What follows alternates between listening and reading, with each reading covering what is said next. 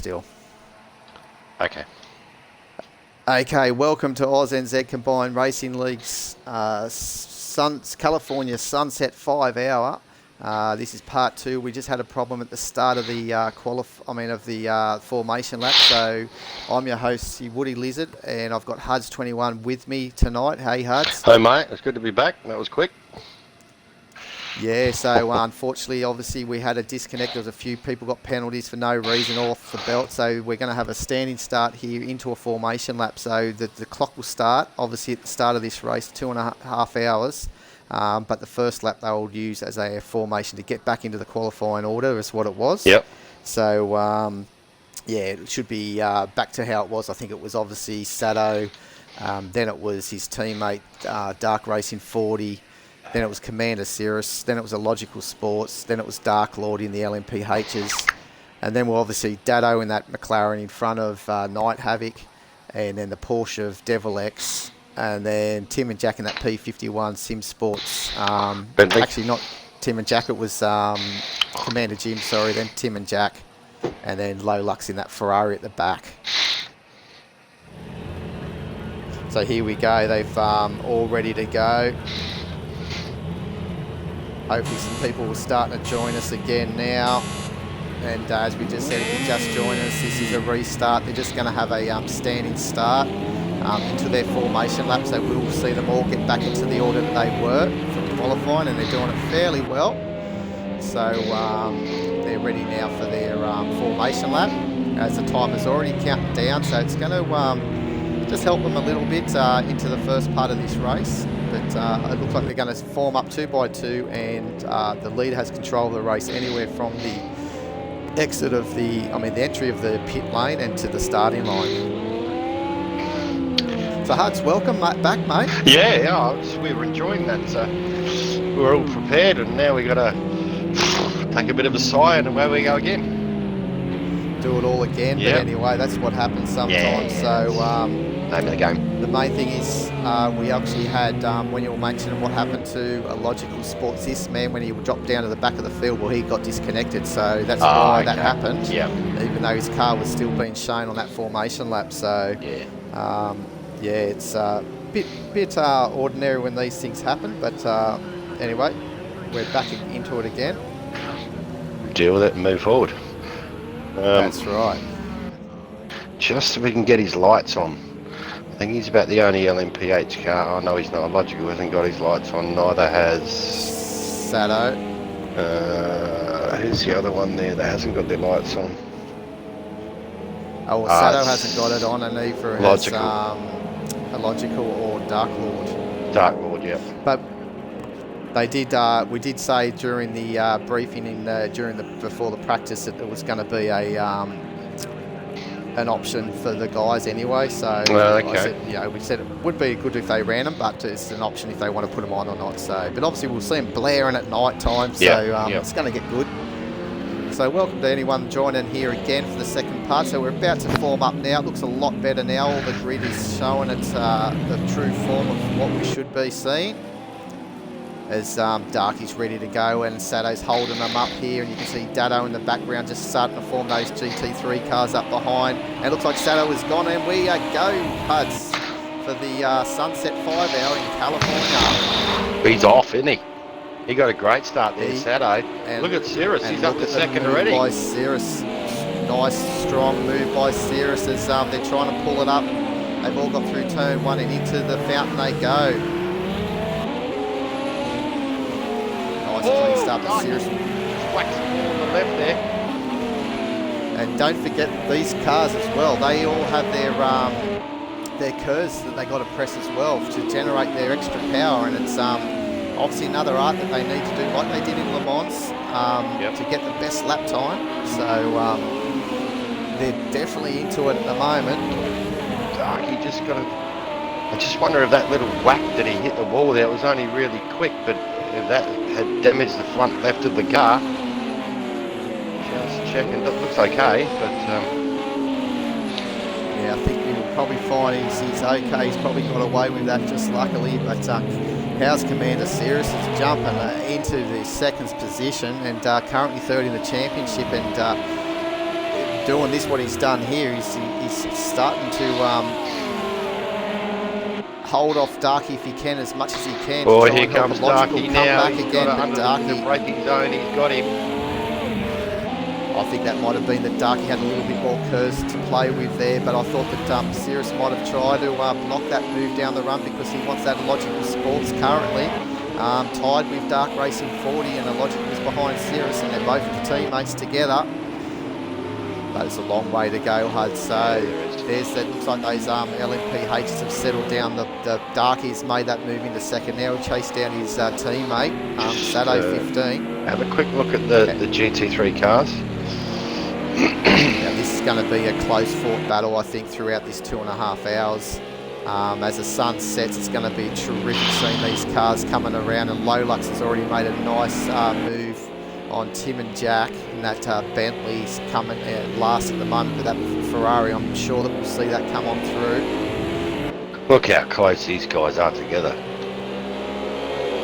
Evenly match these GT3 cars, but He's nice not having Havoc as we jump on board. Championship leader, 5 points in front of the man in front at the moment. Dado Racer, sorry. Oh, he's just tagged the back of him. Little tag. Dado had a great run too. He had a chance for a class victory in the Le Mans 24 hours only 3 weeks ago.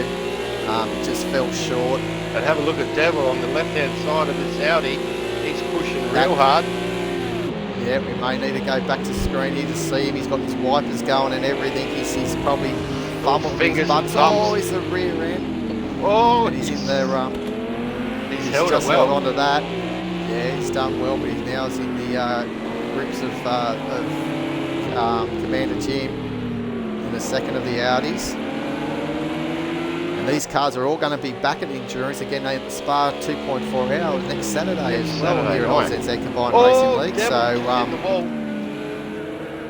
yeah, it was only a little touch there. Could have been a little lag sprite. We're not too sure about that one. Sometimes that can happen as well. Now Lolux there has had a fantastic start, and he's right with these boys now. This is a fantastic race between these GT3 cars. Two little groups there. Tim in the background there. He's not out of this at all, obviously. But here's Lolux. These 3 cars. The previous lap, the Porsche, the Audi, and the Ferrari were the fastest cars on track of the GT3s. They're all in the 19s. So, yeah, 2/10 Commander Jim's having a look down the inside of Devil X. Devil X. Just see Sato's cleared out a bit. He's over 4 seconds now. Now, is that a bit of front end damage I can see in the front of Tim and Jack's car in the background as it's in view there, or was it just how it is? No, he's nice all right. and clean. Yeah, he's just pacing himself. I thought I could just see his shadow, but it must have been the shadow of that big front bonnet of that Bentley. But Lolux, here he comes in that Team Notch Motorsport 53 3 Ferrari. guys, wow. Ran this amazing street circuit. Oh, Devil just gets a little bit sideways. Here comes Lolux. He's going to have a crack. No, he's not. Yeah, he wants a good run here if he can down the back straight. He will try and get a nice exit here out of turn 8, I think it is, onto the east seaside way. It's obviously normally a permit, like it's a street circuit around, so you've got the manholes to deal with and all the painted lines and everything like that. So the date is put in for December of 2020 as well, so it's their winter at the moment, but obviously the nice sunny California skies, the track temperatures, as Lolux getting that power down. Look at these as looks like Night Habit's having a good look at Dado. Dado's taking the defensive line down the inside. See where that blue blend line coming out of the pit end, so that's when they come out of the pits. They've got to be very careful that they don't cross that, because they will get a penalty after they do it a couple of times. As we said, they have the mandatory 3 stops, so they need to hold on the other side, the right hand side of that blue line until the end of that blue line before they can come back onto the track.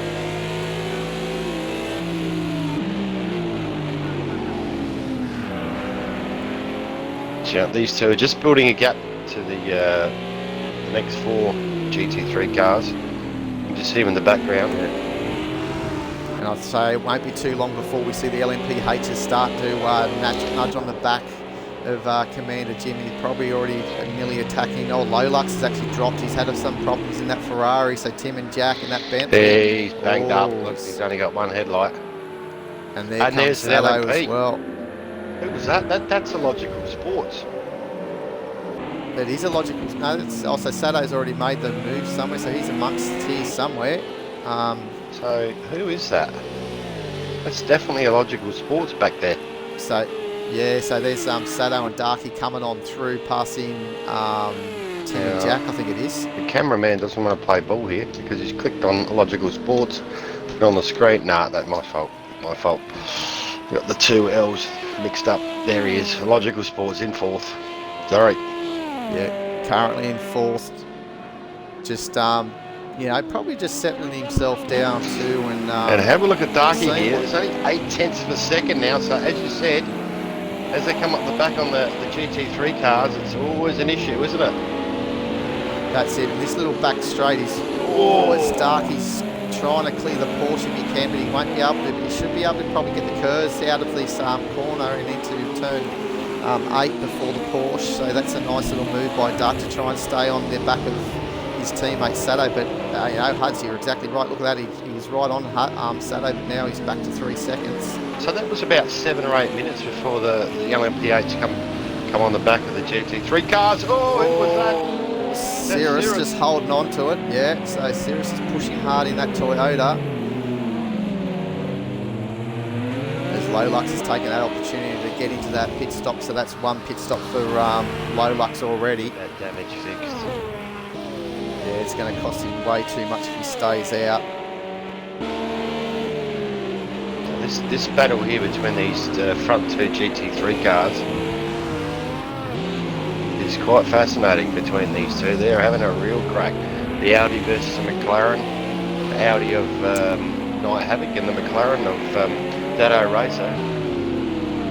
They've been nose to tail throughout we've only had 10 minutes.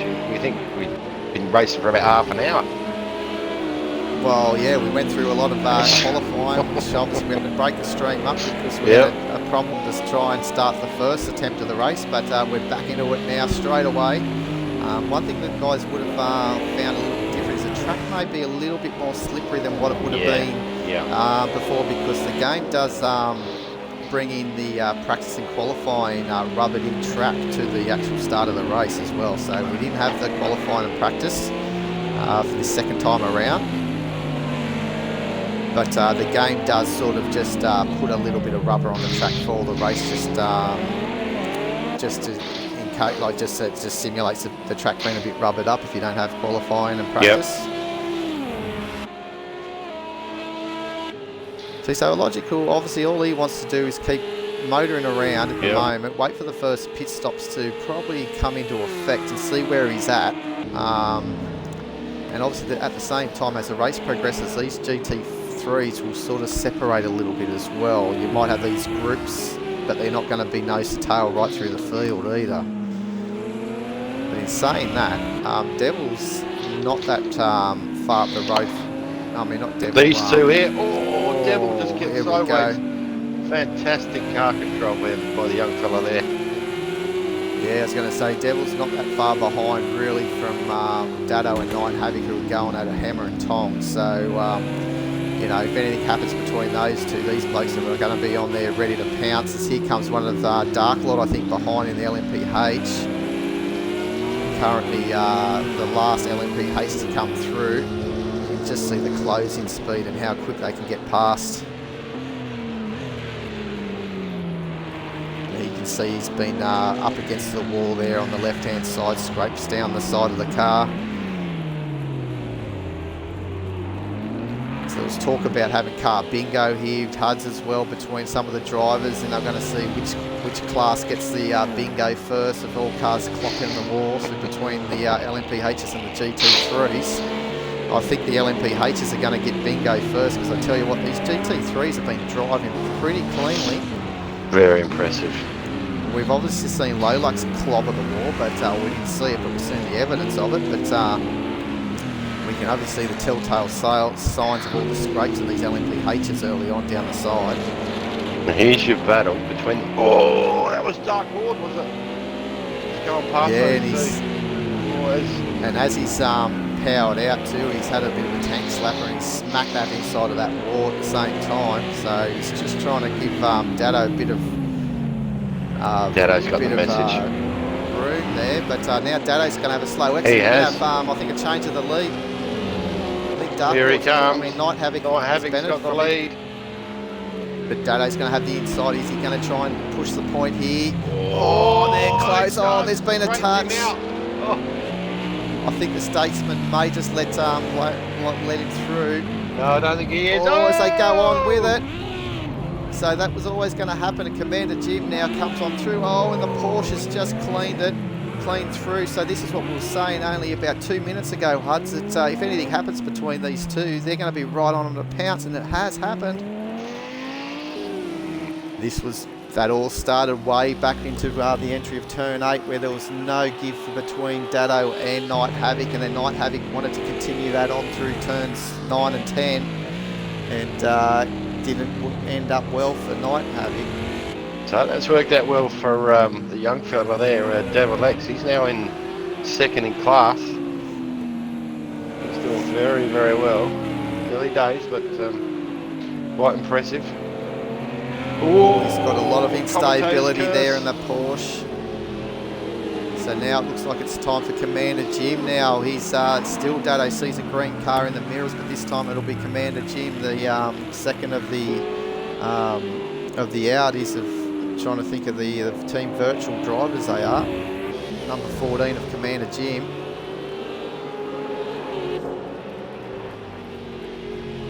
So Sado's still out in front over Dark Racing, and he's pulled a gap of around about 9 seconds now. So Sado's having a good run through traffic, I'd say. Darky's just been, I think he's been held up here because his times, though the times do jump around depending where they are on the track. And as you can see, that sun just starting to come down now, Huds.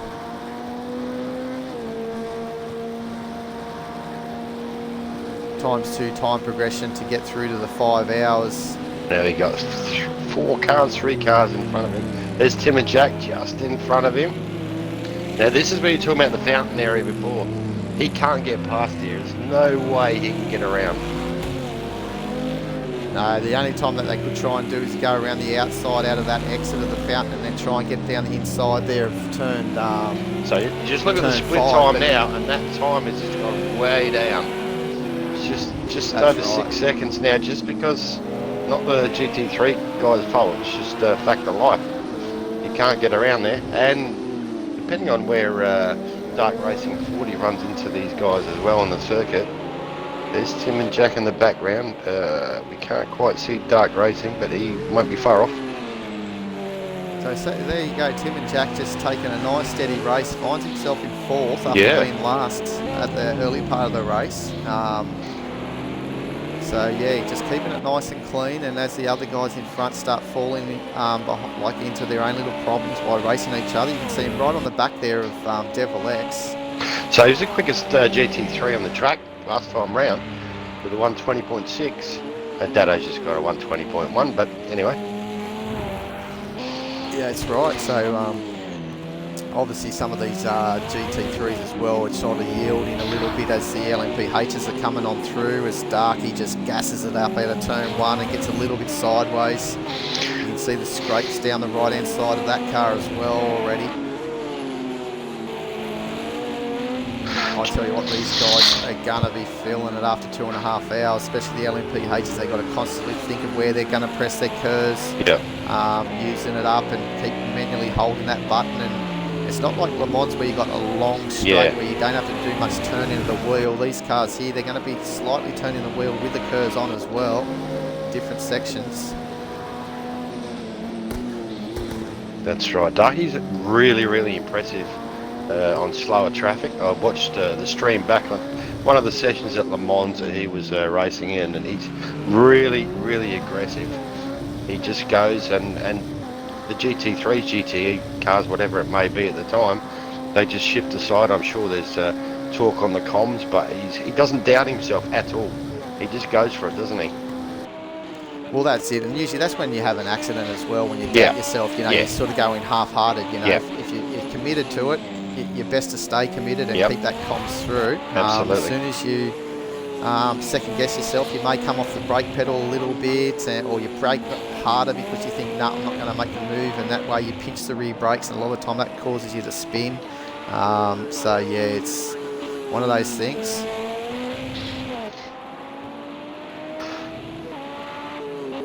So far the race has just been going for 20 minutes, so we've still got 2 hours 10 minutes remaining. So in game time, where we started at 3 and it's going to be finishing at 5. I mean, it's 5 hours, so it'll be finishing at 8 PM in game time. So every half an hour is treated as an hour in this game, with a time progression. So we'll be coming up close to 4 PM.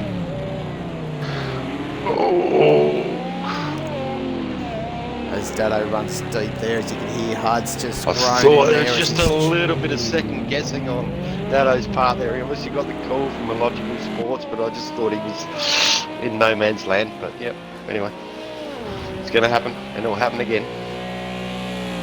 Yeah, it will. And obviously, again, it's a big pit lane too, isn't it? Big transition. Yeah. So these LMPHs, when they pit in, you could almost bet that they're going to almost lose a lap to their competitors if they're going to doing full fuel and tyres. So expect some lengthy pit stops. It's great to see the old Continental, the Bentley out there at the moment with Tim and Jack. That's a big car. So he's got around Devil X. Yeah, so currently, what would he see now? Third.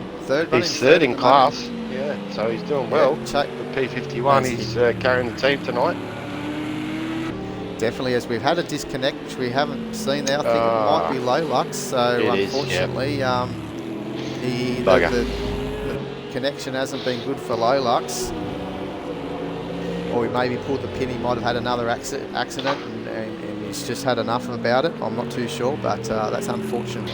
Unfortunate there.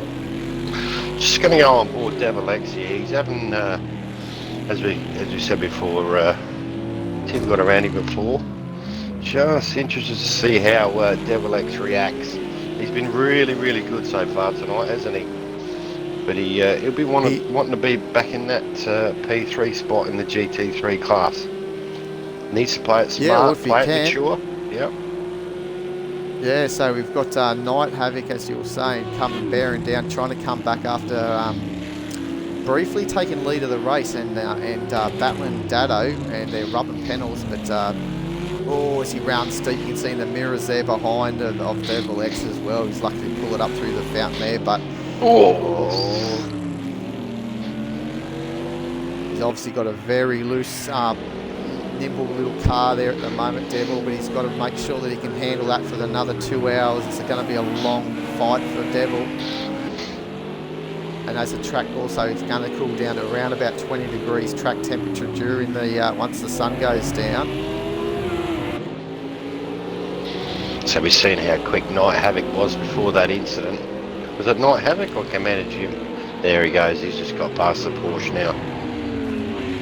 Yeah, and Dark Lord's had to hold station. It's Tim and Jack, his first mistake of the night. Straight in the tyre barriers at turn 9. So hard to get up to P3 in class, but he's whacked it. Yeah, might be time for a pit stop. He comes into the pit. No, he doesn't. I say he will come into the pits here just to, but he'll be trying to get his strategy sorted out for probably damage repair or whatever engine. I'm not too sure if that's going to have any engine damage, but he's coming nice and early to probably avoid any too much engine damage.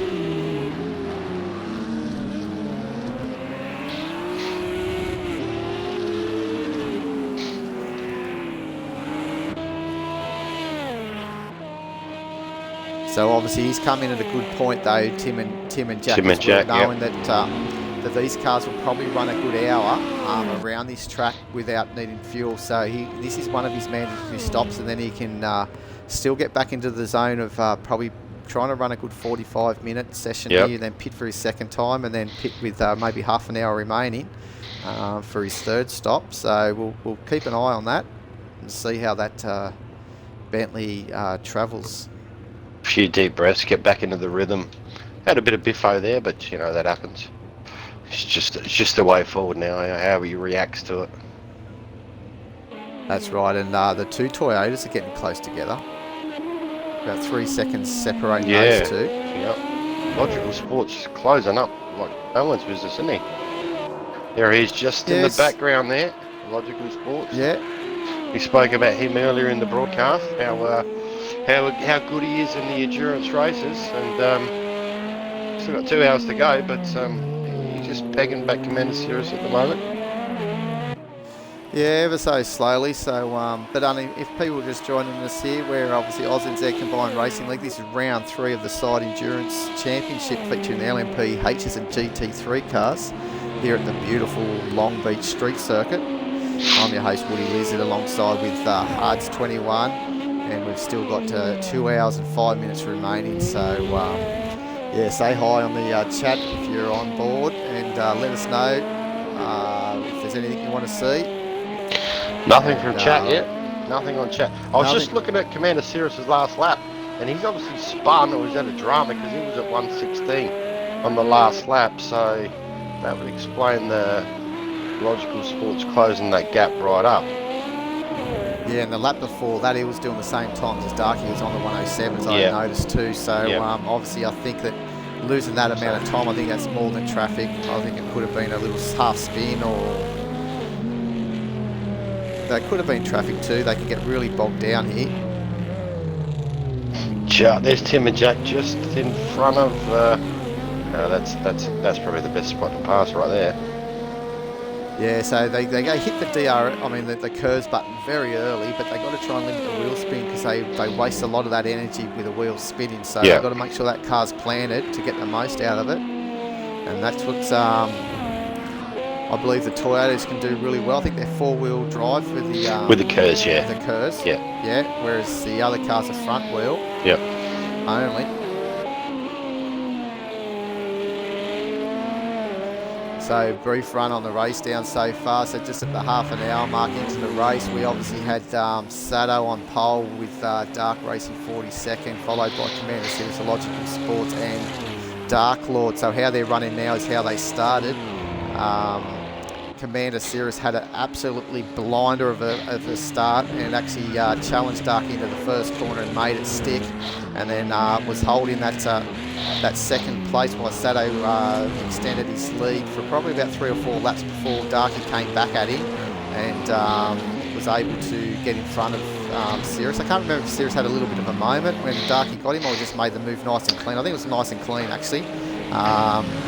And we thought Cirrus may have been trying to hold up Darky at the time to try and bring the Logical Sports back to the back of the Porsche, as they're both on the same championship points. And then in the GT3s, we had a sensational battle with Dado Racer and Night Havoc. And Night Havoc for the first probably 15-20 minutes. 20 minutes, 15 minutes, yep. Yeah, until they came just coming out of here. Dado actually got a little bit balked coming out of turn, not out of here, sorry, but out onto the back straight with an LMP H coming to lap. So out of turn 8, he actually had the inside and couldn't get the power down, whereas,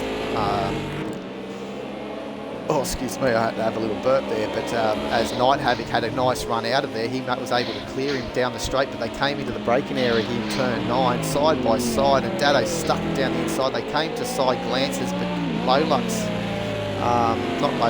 Dark Lord wanted to continue on with, I've got it all wrong, haven't I? Night Havoc. Yep.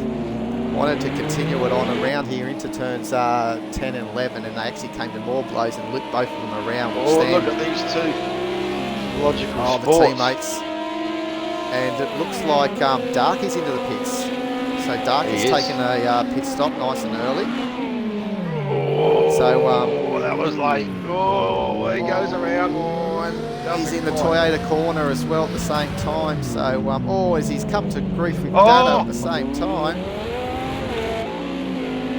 obviously it's up to the LMPHs to make sure that they clear those cars nice and clear. So Dado obviously through there thought that obviously Illogical was still trying to get back back momentum again, and they came to side glances, but they're back at it again. But Dado was the winner out of the little battle that both him and Night Havoc had. As Darky's still in the pits here, it looks like it's a fuel and tyres, so it's a long stop. But then Night Havoc dropped all the way to the back of the grid, and at the same time we had Devil X jump up into second, I think it was, with, oh no, it wasn't, it was Commander Jim, sorry, he was up into second, and, well, it could have been Devil, and then Commander Jim got Devil in a Porsche.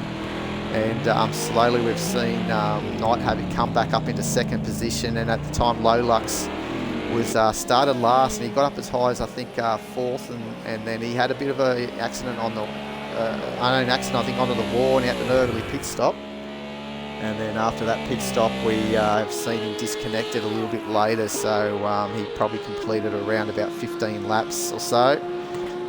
So unfortunately, the Notch Motorsport Ferrari is plagued with a lot of problems throughout this series. Which is a bit weird though, really, Huds, because most of the other long 2-hour races that we've had, he's been fine. So yeah, it's a bit of a shame, because I reckon he was looking forward to this one tonight. Yeah, so Sato's come in for his mandatory stop as well. So it obviously means that this was scheduled. Is Darky's still in the pits? Is that right, or is that Dark Lord now? Dark Lord now. Dark Lord. Here's Darky there. Back out in the circuit. Darky's back out. Just so in he's front got of full fuel. Who's he in front of? He's one of the Toyotas. It must be Illogical Sports, is it? I think it's Illogical. So if Illogical didn't have that spin, he would have been in front of him. So it just shows you of how that happens. It's just ebbs and flows. I mean, like you said before, you got Tim and Jack going really well, working hard for 15 minutes, and then one little mistake, all that time that they've built up to catch the guys, it goes to waste. And we've seen the Audi as well, Night Havoc, did the same thing with Dado, so long way to go. That's right, sure is. Actually, yeah, they're actually a lap in front, so yeah, it looks like Sato. Yeah, Sato's still in the pit, so we're still waiting to see Darky, because Sato was actually leading the race when he's come into the pit, so we should see Darky. I think he was around about 8 or 9 seconds behind, so we'll just see how he's going. So as we can just see that sign there, Lolux disconnected. He's just because we pulled the map up, so he disconnected a while back. So so here comes Darky onto the straight, as Sato is now out of the pits as well. So race is back on for these two. So Sato's in front of Darky at the moment, yeah? Yeah, by about 19 seconds. So Sato is actually probably benefit from that pit stop. So maybe Darky had a bit of damage repair at the same time. Yeah, we did say that he had that slight collision with the wall on the right hand side, but we weren't sure exactly how much damage he'd done there. It didn't seem to be when you looked at his lap times, but you never know. So it looks like Dado and Night Havoc are getting very close again from that little screenshot I've seen before. Wasn't that Night Havoc just behind him 2 seconds? That is. So as you can see, those timings now aren't quite correct. Well, on my screen there's not, so it's all going all around the shot. So Night Havoc's just done a 1:19.5. He's almost 2 seconds on that last lap quicker than Dado. So he's got the bit between the teeth again. He wants another crack at the old fella.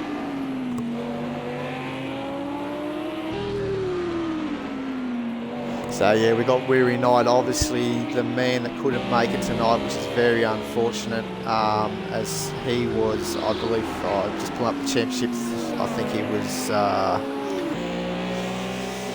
Weary Knight, where was he? He was third in championship in the GT3s in the leading P51 Sim Sports Bentley. Obviously he'll be hoping that Tim and Jack can do his best to try and limit all the cars behind him, especially Devil X in that Porsche. He's doing a terrific job. He certainly is, yeah. Yeah, and obviously currently in fourth, but he has been up there, and I reckon that before the race, ANZ's going to be well and truly fighting for a podium in class. And Tim and Jack, well, he's been just mopping up the pieces, really. He has, yeah. He'll come Unfortunately, again. He'll come again, no question. Got his rhythm back, Yeah, I reckon. Unfortunately, he had a mistake there at the end of the back straight and outbraked himself and banged into the tyres and put a big dent in the front of that Bentley, and probably left a big mark in the wall at the same time as Sato pushing very hard, just throwing up a little bit of white paint from these walls, freshly painted for this event tonight. So they've been running for half an hour now, and it's starting to now just get, it's around that 4 p.m. winter time here in California, so the sun drops a little bit earlier. It's not their summer, so yeah, we will see it getting dark fairly quick. As Dado again, this is where he lost the lead last time, doing the same thing with an LMPH, and he's almost going to do it again. Is it going to be a repeat that we saw only about 15-20 minutes ago? This is where they had all the buffet last time, these last few corners. Flames coming out of the back of that McLaren. Oh, Night Havoc pushing really hard. Look at that sun glare that they're going to have riding down into their helmet. We're riding just above Night Havoc's helmet here on this beautiful in-car view that we have here at the ANZCRL Combined Racing League. Chasing down the leading car of Dado Racing Estates, but currently second in the championship to this man who's leading at Night Havoc. This Audi's really quick. He's really got this thing hooked up, hasn't he? Yeah, don't dismiss that McLaren though. No, here tonight. Absolutely not.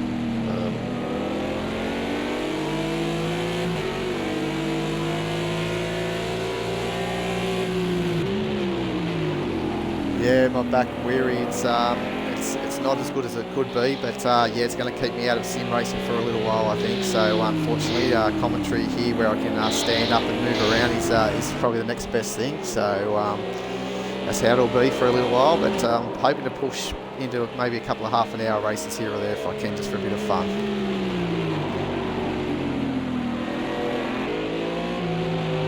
But as the sun sets, the track's heating up. It should be cooling down HUDs, but I tell you what, there's some action going on here, both for the lead in both classes. We've got just going to go with Commander Cirrus here. This is, he's got a good part of the track. Get around these guys. And here comes, is that Sato? Yeah, but he's a lap down, remember, at the moment, yep, to this man, because as we said, a pit transition. Devil X is disconnected. That's a shame. That's unfortunate. He did get, oh no, he didn't get around him. He'd come up the outside of him there, Night Havoc, around Dado. Right, okay, so that's unfortunate for Devil. If we, can we just go onto the timings or the list there with the penalties, and we'll just have a little look to see what lap these cars are on. So they're on lap 27 roughly, so that's when Devil would have disconnected, unfortunately. But we've got 10-second penalties for both the leading Porsches, effectively the leading Porsches. Yeah. So that must have been them coming into pit lane too fast. Yep. Or it could be when they were coming out of the blend line. We normally gives them a warning though. Yep. Did mention earlier that it was around that what should I say, the blue line goes all the way up to near the entry point of turn 1. Just have a look at the light now. The light is spectacular. That lovely pink hue. So that's the reason why Commander Cirrus and Illogical Sports is so fast turbo or turbo shift, I'll call you. But yeah, I bet they haven't pitted yet, the two leading Toyotas. They're yet to pit, and once they filter back in after the pits, they should be 3 and 4, both Commander Cirrus and Illogical Sports, because it's pretty much a full lap by the time they transition this pit lane with their fuel and tyres. I believe they're doing tyres each stop here too, HUDs, because this track starts getting a little bit slippery, it cools down a little bit. Yep. And, you know, and they just, even though the tyres aren't getting really worn that much, so they just think that having that fresh rubber just gives them the confidence to keep pushing. Especially the LMPHs, they've got so much mid-corner speed through here on this track as well. It's amazing. with the downforce that they're producing. And the virtual team races are running 2 and 3 at the moment in the Audis, so they're looking very strong. Both Commander Jim and Night Havoc, or Night Havoc first and then Commander Jim. Not something Weary Knight wants to see, because Commander Jim only 1 point behind Weary, and he's not obviously. Night Havoc just coming to the pits now. So that's a scheduled stop. That's planned as well. They must take 3 mandatory stops here tonight. The GT3 cars would be able to do the 2.5 hours with only 2 stops. So there's got to be just a stop and go somewhere along the line in this session. Oh, logical, just there's Tim and Jack trying to get out of the way at the last minute. As we say though, the GT3s don't have to give way so much to the LMPHs. They must make that call and make that nice clean move. In multi-class racing, that's usually how it is, especially on a corner entry like that. As Tim and Jack has missed his braking point. No steering wheel, visible. He's got the magic steering. He's got no rear ring either. So he's in a little bit of strife there, Tim and Jack. I'll say that he'll be wanting to come in for a good repair job on this car. It just does not, not want going to to turn at all. Anything. No. He's obviously got some major issues. So here he comes. Get it fixed. Got best part of 2 hours. You go again. Yeah, so this is his second stop. Yep. Yeah, I think we're playing ping pong earlier, Weary Night, and I think the LMPHs have already won. I think every LMPH has bingoed the war each, so they probably reached the bingo level before the GT3s did.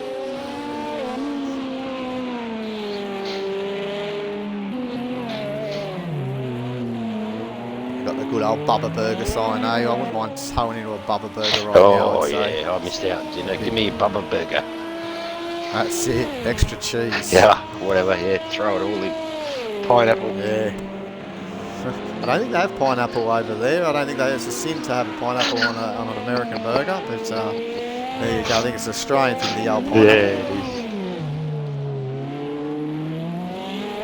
Come any other day that's not race weekend, and that fountain will be spurting water everywhere, but during race weekend it's turned off so the water doesn't spray anywhere with any of the wind onto the track, so it's turned off for race weekend.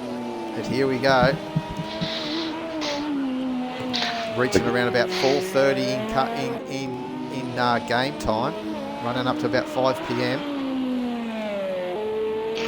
So Sato, did he pit again? No, Sato hasn't pitted. He's obviously, he could have pitted again, because Starkey is now well and truly in front, unless he's had a spin, but I did not see him pit, didn't see it come up on the screen. If any of the viewers saw a pit symbol come up for Sato while we've been bragging on about everything else at the moment, please let us know so we know that he's actually had another stop. Both the both the Porsches have a 10-second end of race time penalty for pit infringement, which I believe it was probably coming into the pits too fast.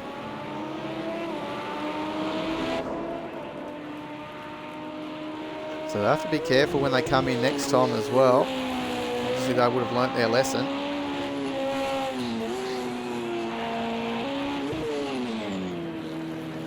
This is halfway point 2 of the championship of the endurance side series.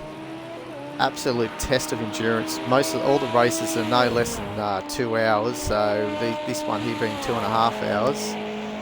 And the round 4, when we get into September, we've got to wait all the way to September before we go over to the 24-hour of Britain. That's going to be a 2 hour 25 minutes simulating the full 24 hours.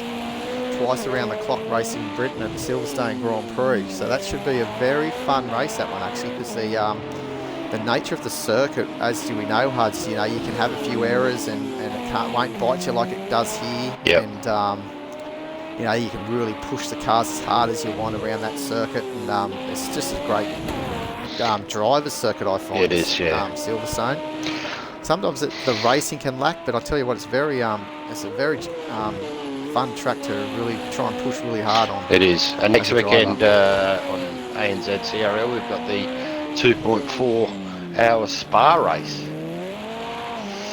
Yes, that's going to be an absolute ripper. It's just the action never stops. No, you can come over to our website to see all what we've got lined up throughout the year on our schedule on our front page at aus-nzcrl.weebly. That's weebly.com. That will give you all a big rundown of what we've got for the second half of 2021. Whoa! Oh, it's Dado. Makes a slight mistake there and gives up the lead to Dark Lord. So Dark Lord now has taken the lead of the GT3 class. So it's now time for Dado to be the chaser. So Night Havoc, Night Havoc's fallen back here. So we've only got 4 on the GT3. So who was the last one we lost? Oh, Devil X. We lost Devil X and Lolux. First one, yeah. So they've been unfortunate to drop out there, but yeah. So we'll see some of these GT3 cars that are on track at the moment over in Belgium for the Spa 2.4 hours next Saturday.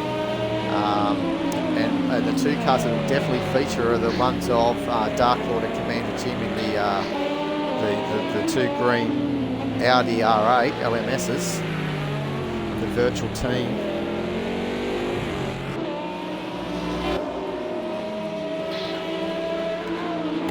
And there will be a Bentley, and I believe it's going to be driven by Weary Knight, but it's the big mean 85 the big green beast. Yeah.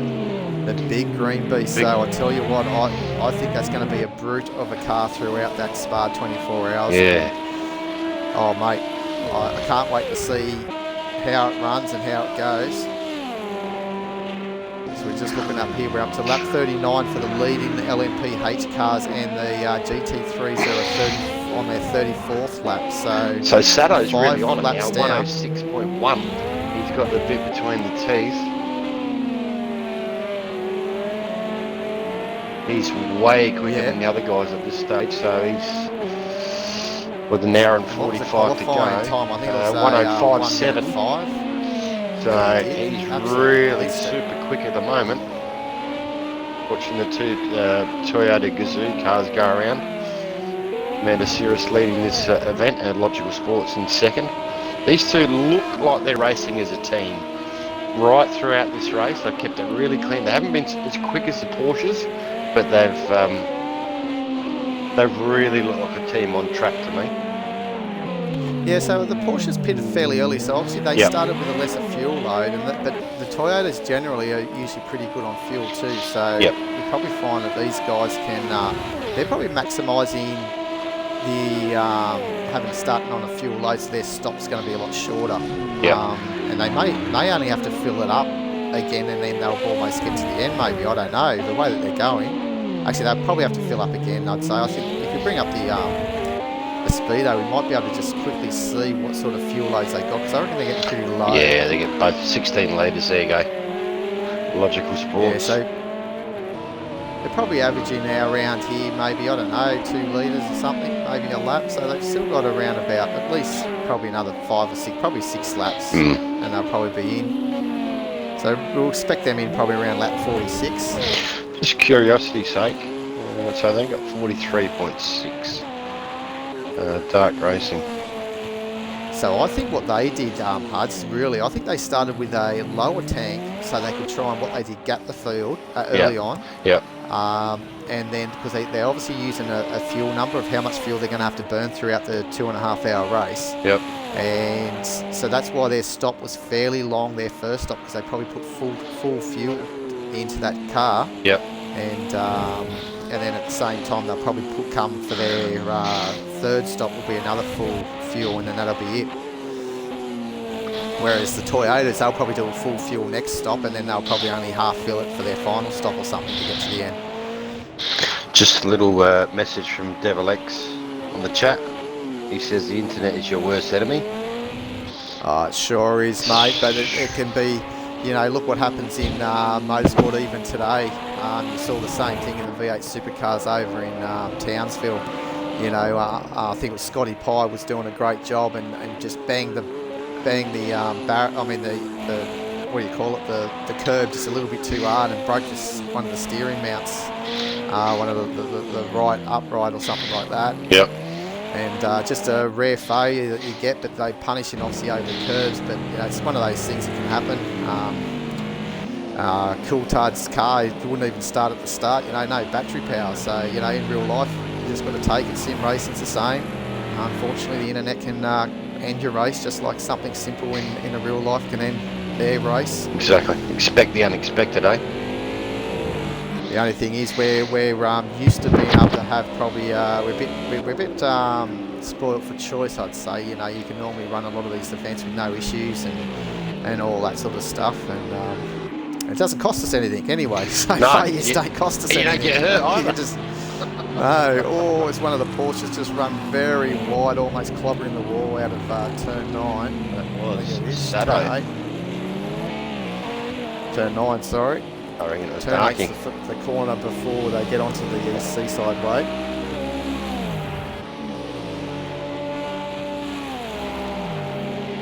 So yeah, so this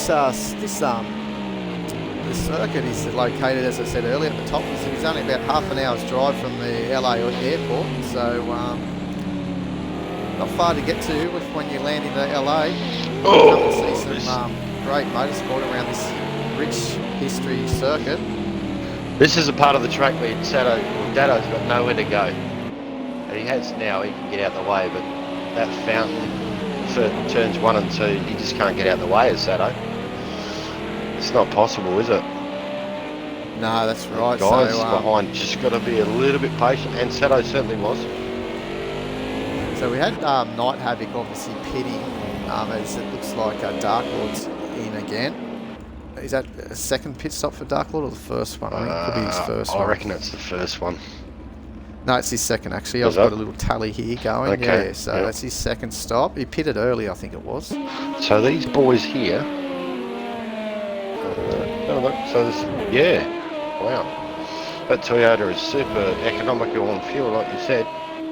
They could go for another probably 10, 12 minutes the way it's looking at the moment. Yeah, right. Okay, so Logical Sports, obviously Commander Cirrus has given him the go, so he can actually try and get a little bit of a lead in front here and get these pits done and see where he comes out, where he filters out. At the moment, the way he's going, he's likely to actually come out in front of Darky, the way that they've been running. It's going to be close, that's for sure. If our timing is correct, that is. My timing's going all over the shot. So yeah. It actually looks like now Dark, because it was saying 2 minutes earlier, now it's only a minute behind. So there's definitely, Darky will actually definitely leapfrog these Toyotas, both Dark Racing. Well, Sado's going to be close. So Sado, we don't know if he pitted the second time. No. Or if, no, he didn't pit twice. Or if he's probably just had an incident. We know that Sado pushes really hard and he's susceptible to errors.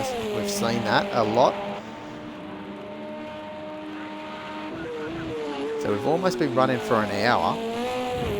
So a little bit of fatigue's just going to start creeping into some of these guys, and they're going to look up at the clock and go, geez, we've still got an hour and a half remaining, you know, yeah. Like, wow.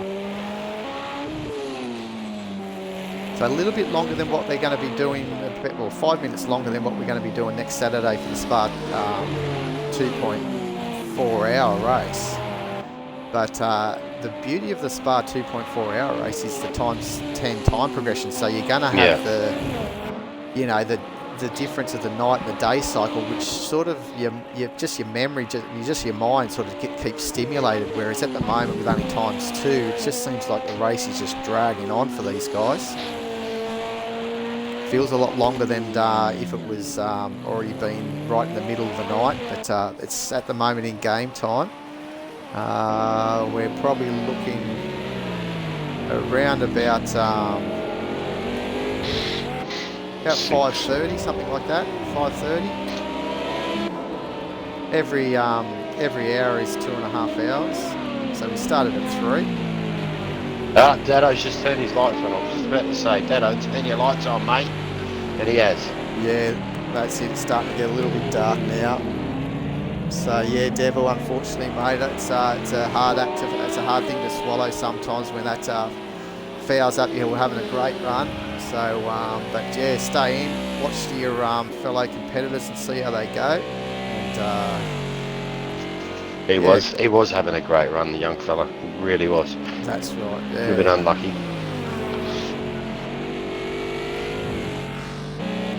It's hard on a Saturday night too. Sometimes if you got family also using the internet at the same time as well. So it is one of those things. And if we're lucky enough, like myself, I can tell the children not to be on the internet while I'm doing this. So we try and keep the best connection we can get.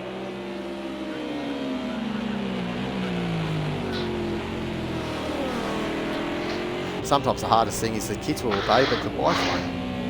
How do you work that one? Just got to still say yes to you, don't you? Yeah, you can't get out of that.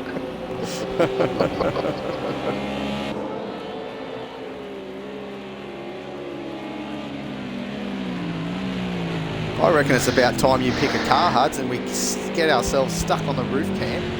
On top of the roof of the car, and we do a lap. So we've got Dado here. We're looking at Dado. Why don't we just jump on board of this McLaren as it's leading the GT3 category?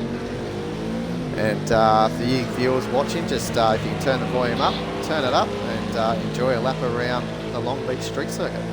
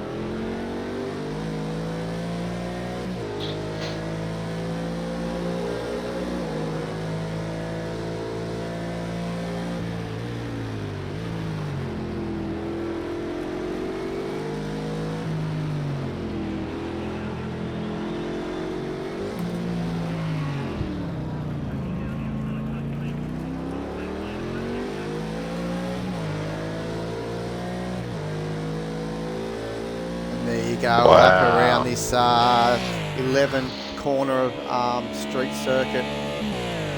How good was that? It was brilliant. And how's the lights as the sun now has set it, and the nice skyline and that Ferris wheel just in the background we can see there. It's a beautiful area. Just as we're watching Dado there, I did notice Commander Cirrus coming for a pit stop. Here he is now. Well, he's got pretty much a full tank there, 62 litres.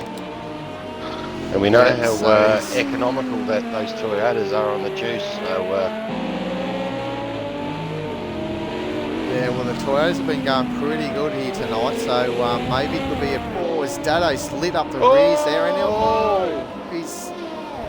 After we've just been on board, Dado's seen a great lap. He is now watching himself on the TV. He's reading the news. Oh, he's doing burnouts now. Come on, mate. Oh, mate, he's probably spilled all the coffee on his lap as well, the old statesman. But tell you what, he might be the new name of Colonel Lloyd, who used to always like to see his reflection of his teeth in the mirror. But it could be Dado now. Get distracted. Oh, he'll be absolutely livid, and that car ain't in the best shape. He'll be in the pits now. Yeah, so he's obviously now, once he pits and comes out, we're going to see obviously Night Havoc, who's already pitted, will probably have a nice handy lead. Yes. Here he comes. Dado at the same time. He would be fiddling around probably with his pit strategies too at the same time. And here comes a Logical Sports from the lead in the leading Toyota, at number 6. So we can see the Dark Lord mean not Dark Lord, sorry, Dark Racing 40 will definitely take the lead of this race. He's the effective race leader. You can see him now just coming in, up into, and coming through, I should say, turn 6, and just through the 7 and into turn 8.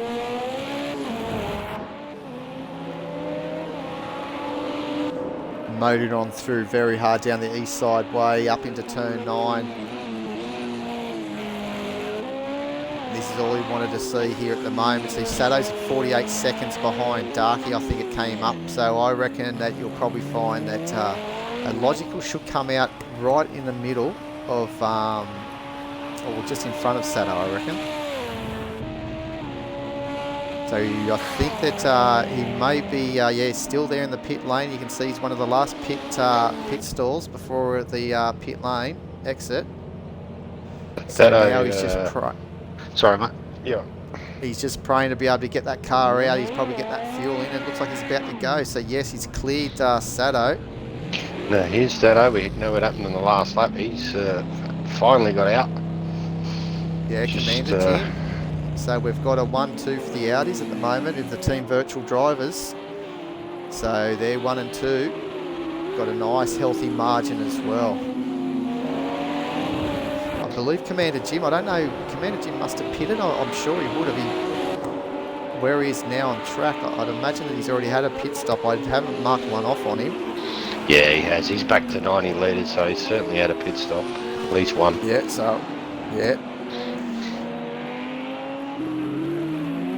So we know Tim and Jack has had 2 already, so he can still play himself into this race a little bit if he runs a nice clean run now, because he's only got to do 1 more of his mandatory stops, and that'll get him to the end as well. He's got heaps of fuel, so that's right. He'll only have to just top up the tanks a little bit, like just do what he needs to get to the end as well. So he's a fair way off from Dado Races. You can see he's probably a lap and a half, if not more, nearly close to 2 laps behind. And we've seen the cars taking roughly a lap to do a pit stop roughly. So those 2 Porsches, particularly Sado's at the 107 on the last lap, we're just riding with him here. Be interesting to see what he does on this lap, because they're certainly the 2 quickest LMPH cars on the circuit, but the 2 Toyotas can go longer on their fuel, so cool strategy. Hour and a half to go. Yeah, plenty of time to go for these guys.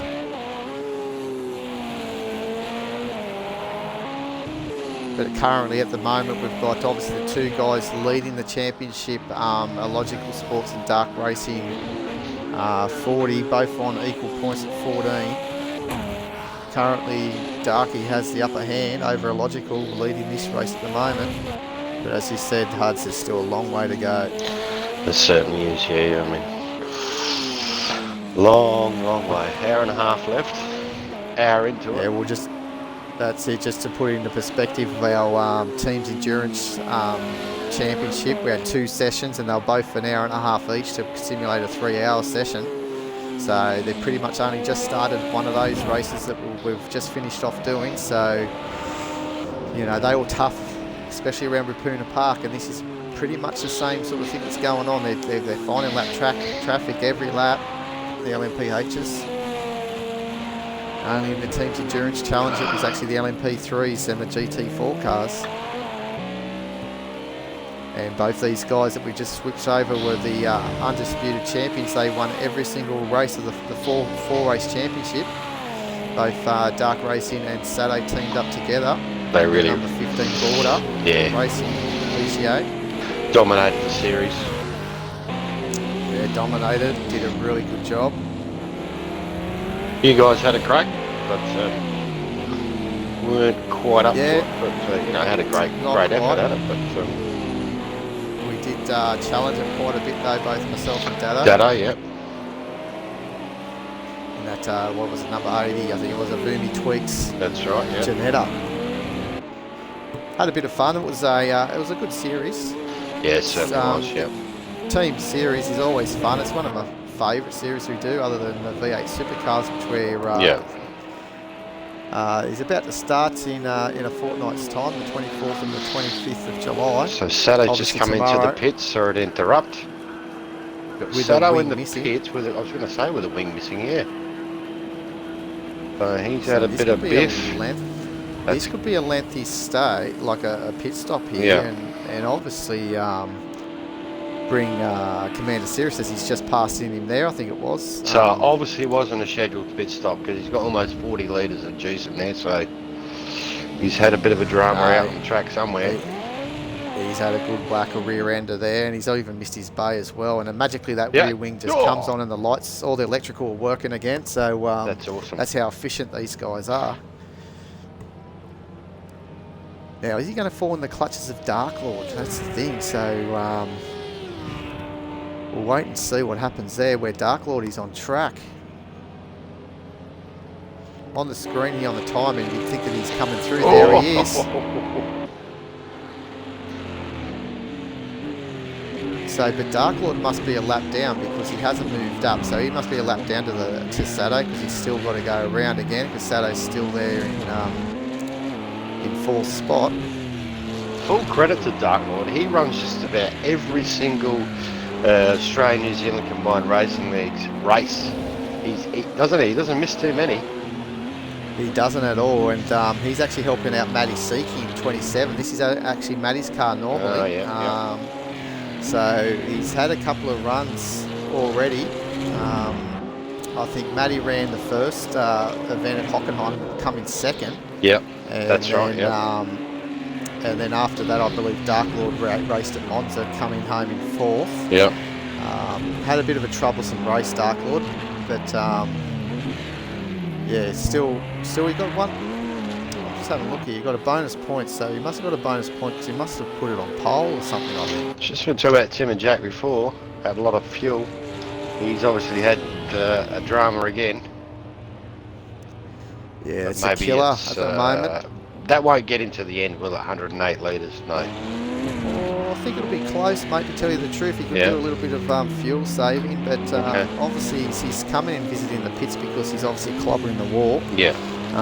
Which we're not quite catching, but it's so hard to catch every car here at the moment. There's a bit going on with the LMPHs lapping the GT3s constantly. But yeah, Dark Lord's doing a great job out there in the Audi, in the Team Yost. Oh, just clips the wall there.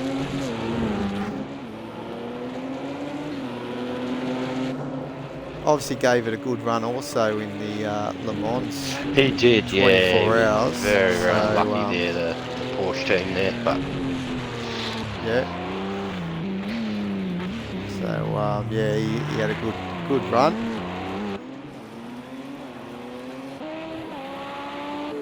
Now here's Dark Racing 40, who actually won Le Mans 3 weeks ago with his co-driver Sato.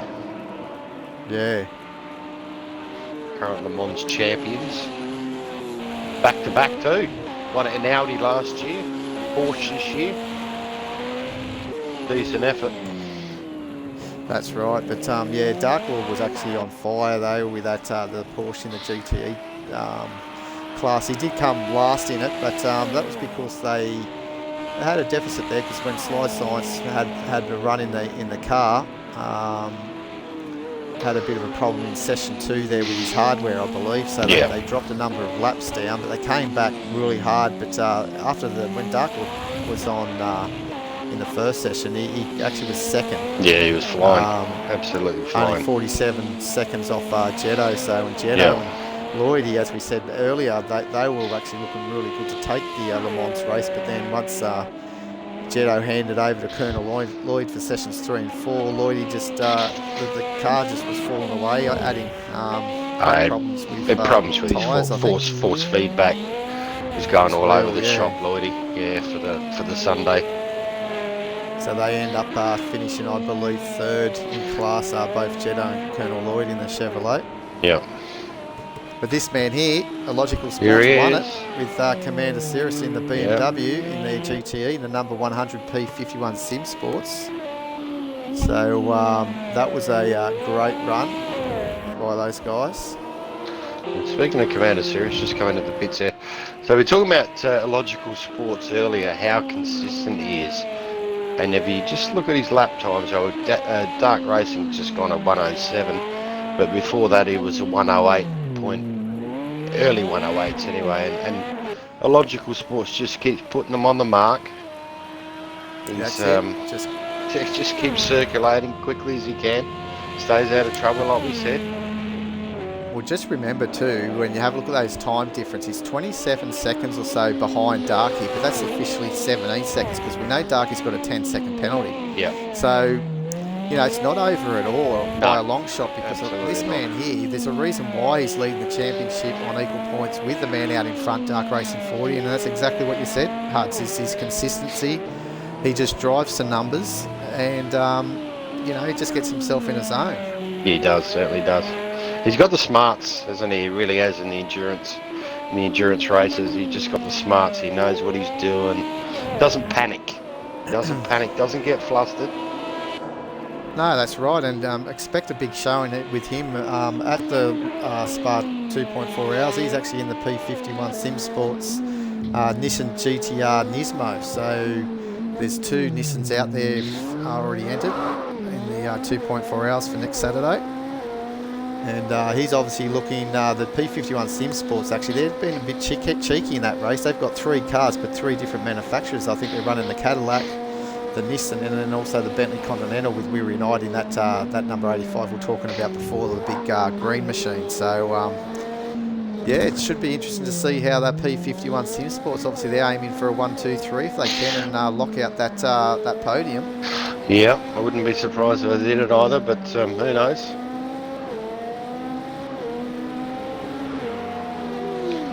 Just riding with Logical Sports now. Just showing you again how close these walls are. How easy it is to make a mistake on this circuit. He's just coming on to the back of, who is that now? It's obviously one of the GT3 cars. It is one of the Audis. Oh no, it's either Commander Jim, or it could be, is it Commander Jim? I'd say it would be before Night Havoc. Yes, it was Commander Jim. Oh, there you go. So this is what happens in these long races. So we saw Dado having a big moment on the back straight, trying to get straight after he looped it out of turn 8. And he hasn't gone into the pits. It looks like it's moving around a little bit. Yeah, it was, yeah. It's pulling to the right, that's for sure. Yeah, he's going to have a handful there, so he's probably going to. He probably thought that, well, he'll spend the time of going around just to hopefully get the right strategy in place, because he may want just to come in and use this one for a no fuel and just damage repair only. And that's going to be one of those mandatory 3 stops out of the way. He's only had 1 stop so far, so he's still in a hunt to come second here, because we know Dado Racer had a big moment to try and get back on the straight and narrow. After, I think it was either this corner out of here, out of turn 5, or it was turn 8. But here he is now, Dado. Basically a minute behind Commander Jim. Yeah, he would have been seething with that mistake. It wasn't just the mistake, he just couldn't get it going again, could he? It was like bang, bang. It's like the old Austin Powers getting that little car around that very tiny laneway. He just kept hitting in front and back and bang and bang. Ugh. That's right. Sometimes that can happen when you're a little bit frustrated and you just gas it up a little bit. Yeah. The car wants to go from one side to the next, but that's how it is. Yeah. As Commander Jim is now into the pits.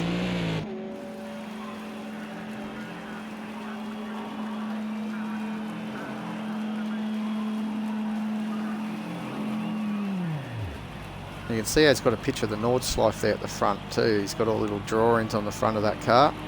The actual pit stop guy, when he lifts up his stop sign, we'll be able to see it just to the right of the, or our left, I guess, to the of the Audi symbol.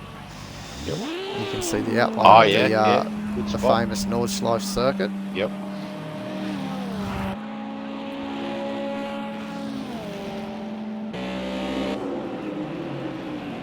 So Dado's on the back straight as Commander Jim's just motoring out of pit lane, so he should be right to hold on to that second spot. So I'd say Dado, he must have gone into the pits when he did all that spinning as well, did he? Otherwise, he lost a lot of time if he didn't, because as we said, that's Commander Jim's second stop, and Dado's still behind. I think, yeah, he must have, yeah. But yeah, he must have just had a pit stop recently. What is that? McLaren Hull, because he's got 100 litres, so he's... Yeah, he'll get to the end in that. Yeah. He should be able to, so it'll be just a, maybe he might throw in 10 litres or so when he takes his third and final stop. So now 16 remaining. Oh no, as Dark Lord has had a massive moment. Oh! So that's going to be a lengthy pit stop for Dark Lord, and a lot of rubbish on the track as well. So obviously he's just hunting down some points for Matty Seeky in the car for Matty tonight, as he was last round at Monza. Maybe Matty, this might do something for Matty to try and convince himself he needs to get back into this car for the last 2 rounds. Here he comes.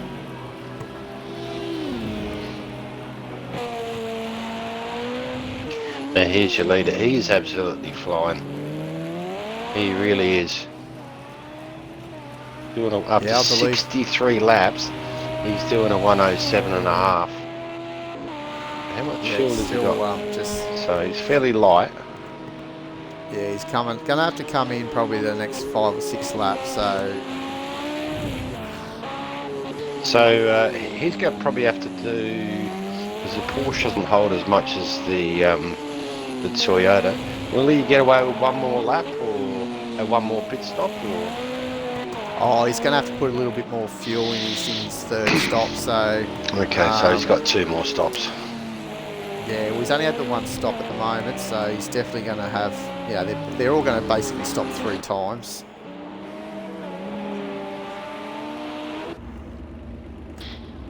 As Dark Lord's in again to he's get got that damage done. Got that front fixed now, so that should be, that's 3 stops for him, but he's not going to be able to get to the end there with that with the time.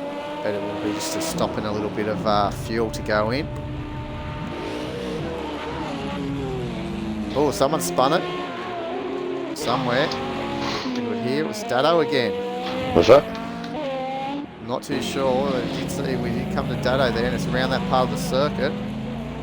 The things aren't going good for Dado at the moment. He looks like he's coming in for the pit. So here he goes again. So the man that was leading the race for quite a while is now striked a lot of trouble in this later half of the race. Yeah, we know earlier in the year he was having a lot of dramas with his Fanatec setup. Remember with Daytona, he was having big dramas with his force feedback, but he's since upgraded to the Xbox Series X. Yeah, he hasn't had a problem since he's been in that, so he's always said he's had good results, but have we just lost someone? This one could, yeah, I think we have. We have come up though. Yeah, so it looks like Dark Lord actually has called it quits. Yep. Yeah, so Dark Lord is out.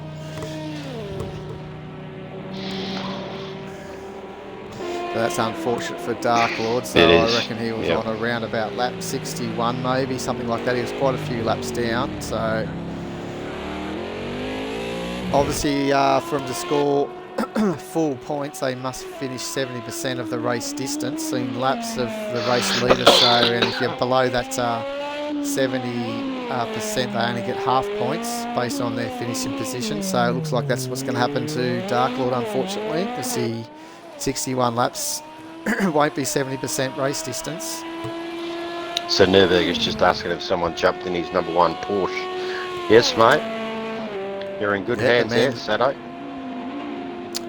Yeah, Sato's already had, 2 stops, I think it is. So he's got 1 more to go, probably to get to the end. And in 4th, he was leading the race for quite a while. and obviously he's had a few little spins, a few little errors, but yeah, he's fourth at the moment, getting you some points. Oh, it's a logic. We can just see how he just gets so close to the entry of that the wall there on entry on the outside. Lap after lap, he just got it dialed in. Oh, but that time he's just brushed the wall on exit of turn 8. So the numbers are dropping. We started with 11. We've only got 8 remaining. And there's still a good hour and 10 minutes remaining. Well, an hour 11 remaining.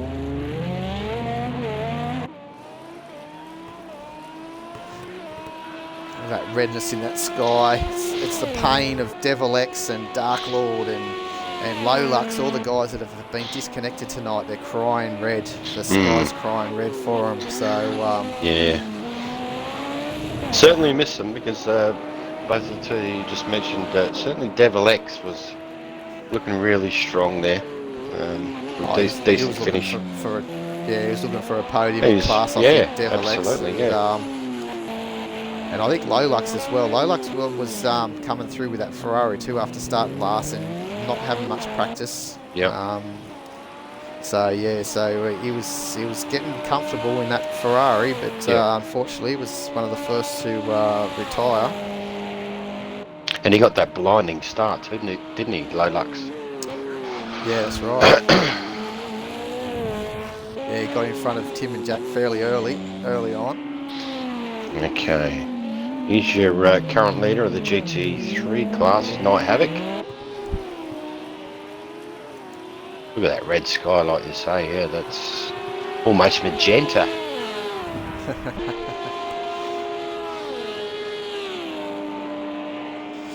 Yeah, it's a hard one, Nürburgring, this race. It's they don't get any rest at all, and basically 2.5 hours behind the wheel here. It's pretty much no more that they want to do than that. So full-on endurance here. It's, I guess in real life when they run here for the long the IMSA races and all that, I reckon that drivers will be lucky to do double stints around here. It'll be just so tiring.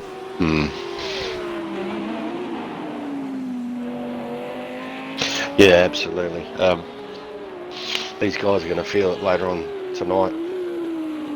When you think the Indy cars, when they run around, I think their race is done in about an hour 30, hour 40. So it's a big session for these guys, 2.5 hours, and having also all the curves that they must have to keep pressing in the LMPHs as well at the same time. Yeah. Bit like the push to pass that the Indy cars use, but it's crazy. Do you think, in your opinion, it's a similar circuit to Surfers Paradise, or is that's a little bit narrower, isn't it?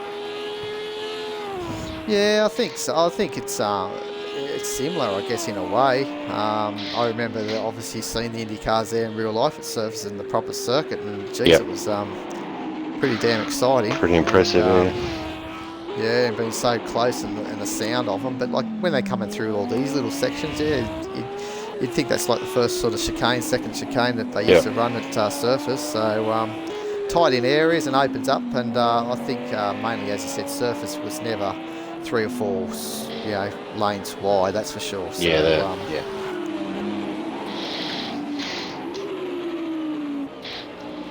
Here he is, the man Dado.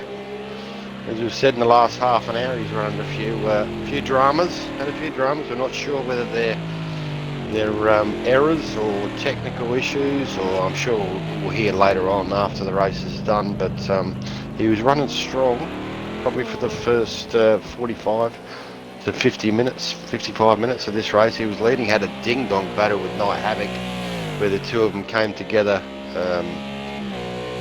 The second to last corner, Woody, and out of turn 9, and then when they did have a come in together, it was turns 10 and 11 through there. So, but Night Havoc was the one that was worse out there. Dado was able to continue on, but and I think Night Havoc dropped to last, but he didn't take him long. I think it was only within 15 minutes. He was right back there. 15-20 minutes. He was back in behind Dado, so he went through the field pretty quick. We're just hearing from pit lane the reason why Dark Lord is being disconnected. He accidentally retired to pits when he crashed, so he did crash and unfortunately pressed return to pits button or something like that. So obviously probably returned to lobby the race central or something like that button. So that ended his race. So. It is easy to do, and I think the group has spoken about that before. That talking about it just does it rather than say, "Do you really want to do it?" Yes, no. It's a real bit of a pain, isn't it? Yeah, like a lot of games where they have that, like if you press the quick game option, a lot of the time they have, are you sure you want to do it? And a lot of the time it starts on no, and you've got to actually move it up to yes. So just in case you press the button a couple of times, it's actually, it'll go from are you sure, and if you press the button, it'll actually be on no. So yeah, it makes another input. So that's something that hopefully they organise in the next instalment on Project Cars 4 if they do get around to doing one. I'm sure they will. And a few, and I think there's a lot of other things that's obviously in the pipeline for improvement and what they want to do. And these next-gen consoles, I tell you what, they're powerful enough to run some of the things that they want to do these days in these games. I think as the sim racing community, I think we're getting a little bit spoilt with the game developers, what they're up to at the moment. So I think sometimes it's good to just take a sit back and appreciate what we've got and how we're progressing to the games that we were playing probably 3 or 4, maybe even 5 years ago. Exactly right. Now we're just saying about the yes/no thing about the. It happened recently in Le Mans, didn't it? To Amanda Cirrus in the first session, we had to. It happened to him. He dropped his controller, which is connected to his headset. I think it was his cat, wasn't it? Something happened with his cat or something jumped on or something. Oh, who knows? That cat's it wasn't. No, it wasn't a cat. Sorry, no, you're right. His headset. He was going to go to the toilet before we started, and he put his headset down onto his controller, and it just happened to be the button that says that he wants to return to Race Central. That's just how easy again. We had to restart the whole thing again, but it wasn't his fault. It was just But I'm sure they'll fix it in Project Cars 4, and hopefully they'll be out next year at some stage, and we'll jump on board that one. Well, we hope so. And the other talk is also Assetto Corsa number 2. They're talking about coming out on PC. Obviously, when they normally come out on PC, it's another year before we'll see it on console. And if that happens, that could be another good game, as we know how good the Competizione that one is on the console. Like it is limited of what you're racing, just the GT3s, but there's some real enjoyment in that game on offer as well. So.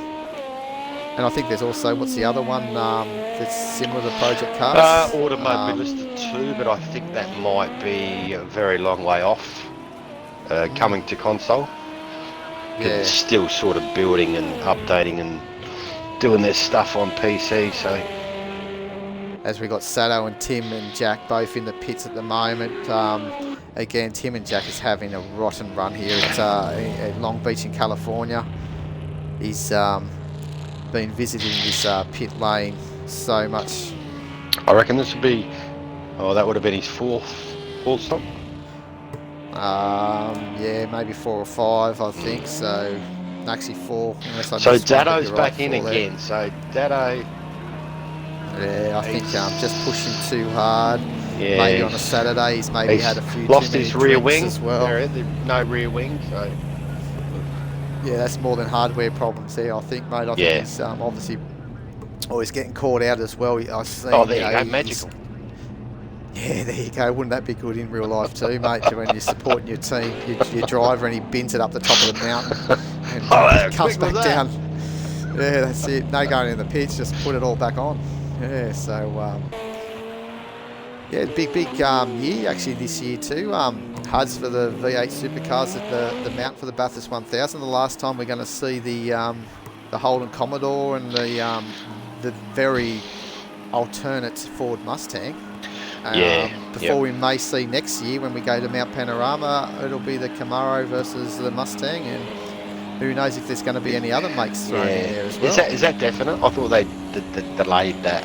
Is that for sure that Camaro is going to be up and about next year, or? Yeah, mid-season, mate. That's the whole plan. They're going to do a mid-season changeover of all those cars. So, yeah, that's definitely it. Is the race leaders in for the pits here, Dark, and see how close to logical he sees. He is. Everyone joining here for the last hour. I tell you what, you really want to stick around because this race for the lead between Logical Sports and Dark Racing is definitely hotting up. We've got to remember, I don't know if you want to, while we're watching a Logical absolutely gun it around here at the moment, find out what the penalty is, because Dark Racing did have a 10-second penalty, and make sure he hasn't extended that penalty. No, it's still the 10 seconds. So both him and Sato in their first pit stop racked up that 10-second penalty from probably coming in too fast. And as Dark Lord says, it's very slippery out there on the circuit. It's pretty tough. We're worried about that. It was also during the official practice last night. A lot of drivers came away and said it was slippery, and that was with Commander Cirrus hosting. So yeah, it's one of those things. Unfortunately, the tracks are a bit different from one person doing it to the next. They always advertise that actually on Project Cars 2, that the track conditions will never be the same. So no, it's certainly not. It's certainly dynamic, aren't they? Yeah.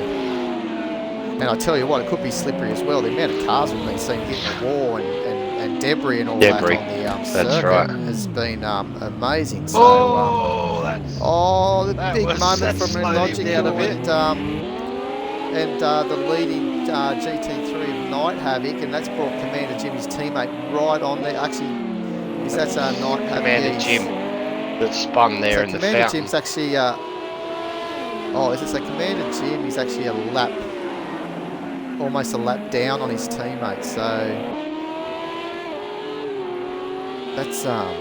that's unbelievable on Night Havoc to almost be a lap in front now of second place after Dado's constant mistakes. Dado's going to come into the clutches of maybe Tim and Jack. Like if Tim and Jack didn't have all those problems, well and truly Tim and Jack could have been in third spot by now. I'll tell you what is amazing, Woody, that none of those three cars made contact in that fountain area, given what happened to the Audi. Not one of them touched each other. That's right. I reckon there's been a lot of chat in their race comms there, right on it very early when Logical had a bit of a moment, or I was not quite looking at the screen when it happened, but I did see the end part where Logical was almost in the back of Commander Jim. Commander Jim lost the rear end.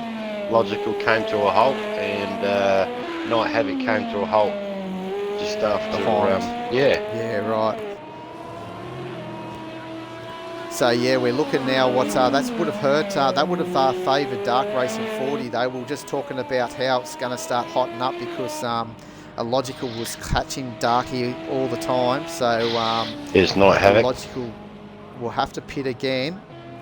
There's no mandatory minimum requirements of the LMPHs of how many stops they need to take, but the GT3s had a minimum of 3. At this stage at the moment, Darky's taken 4 stops, so Logical's only 1. Commander Cirrus, I believe, has taken 2. I don't know if I missed his third one, if he came in just recently for some damage, but I know Sato's had a bit of damage tonight, so he's had some extra stops there. He's probably already had his 3.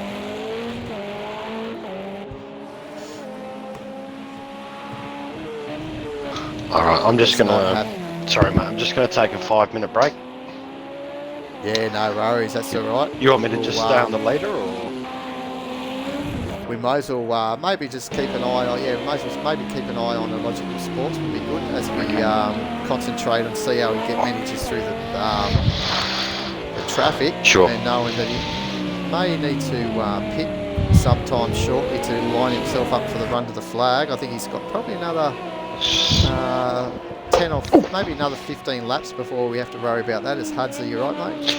Just drop my finger off the fan, that's alright. Oh, there you go. So, the joys of our limited commentary booth that we have. Yeah. Love it. Alright, 5 minutes, I'll be back.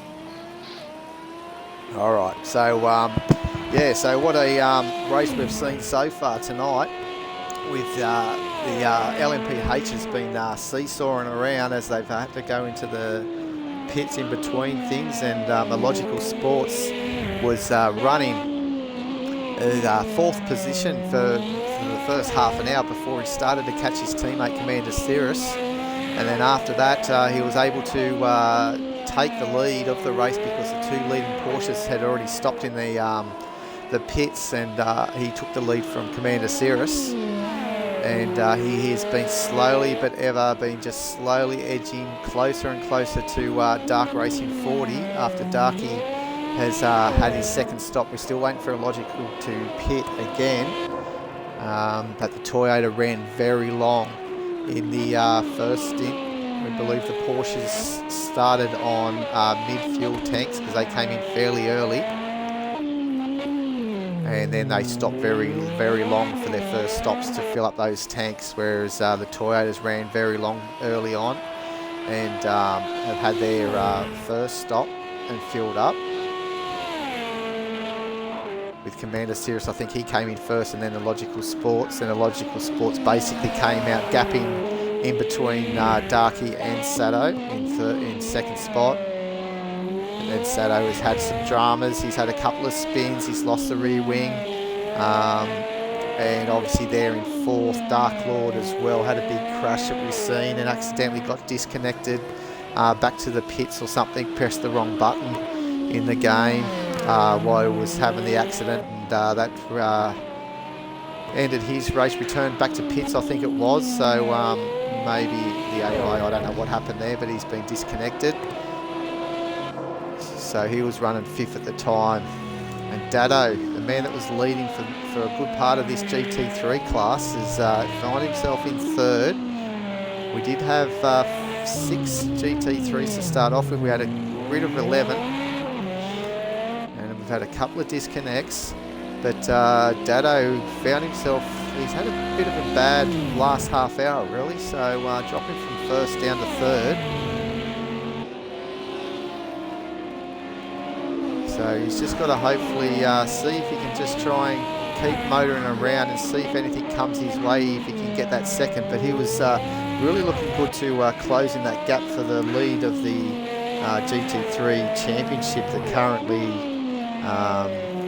Night Havoc holds by 5 points over Dado Racer. But currently now he'll extend that even more with him still out in front there with his teammate Commander Jim. He'll benefit a lot from this, and he will come into 3rd position in front of Weary Knight after he hasn't been able to make the grid tonight. He was 3 points behind Dado, and I'm just having a look at what the points allocations were for the GT3s.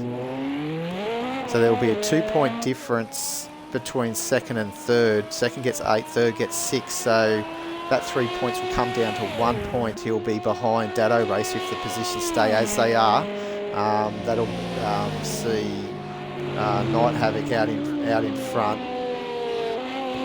by another 5 points, so that'll be 10 points in front of Dado, and then Dado will only be 1 point in front of Commander Jim in the 2nd of the Team Virtual Drivers Audi R8. So some good point hauls there. Tim and Jack is obviously going to benefit also with Weary Knight not running tonight. He was 6 points behind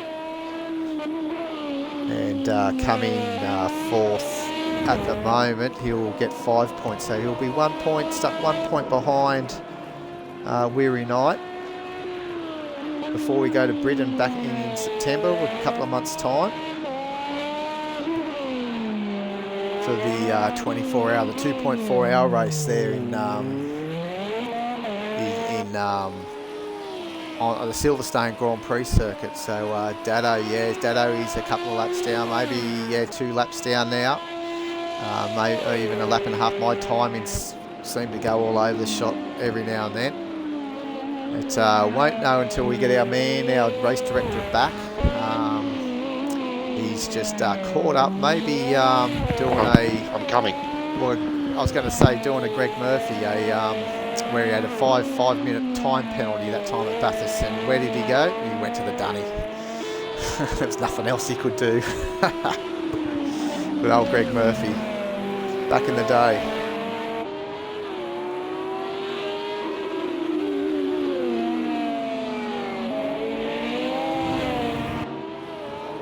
So it's getting very dark, as you can see out there. We've got just on 50 minutes remaining.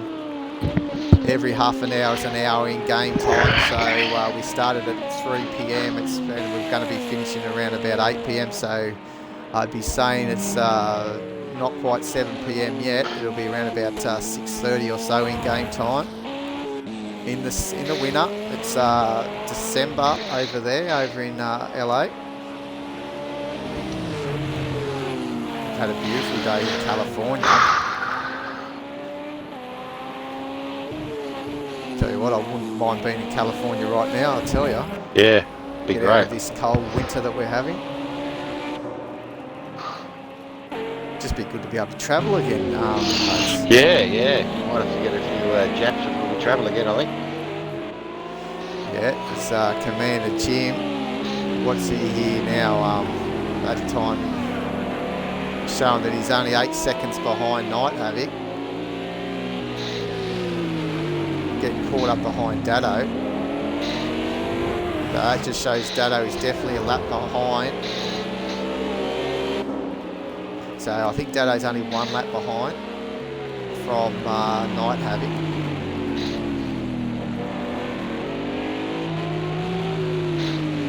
He's been a little bit naughty here, Dado, even though they don't have to yield too much for the LMPHs. In class they need to yield.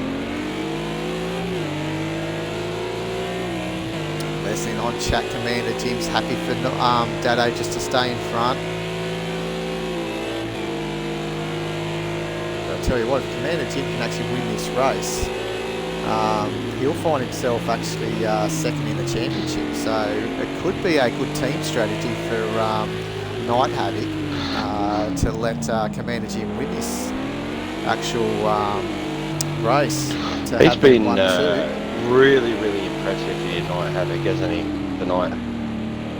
Well, he's kept a level head, hasn't he? Like when he was battling really hard with Dado, and unfortunately they came to blows, and Night Havoc lost out in that little battle. You know, he just put his head down and just concentrated and made his way through the field like nothing sort of happened. So yeah, it was a tremendous job, really. And now he's here in front of everyone, and basically a lap in front of the man trying to chase him for the championship. But he's got his teammate almost putting that man a lap down as well.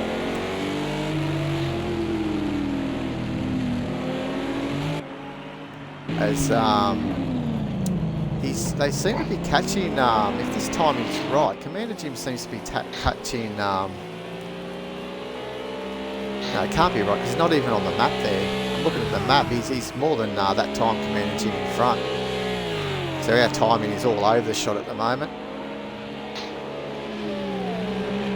So you can sort of see there Commander Jim, I think, I mean Night Havoc might be just in through sector 2 now on the back straight. I mean Night Havoc. Oh, just clipped the wall there.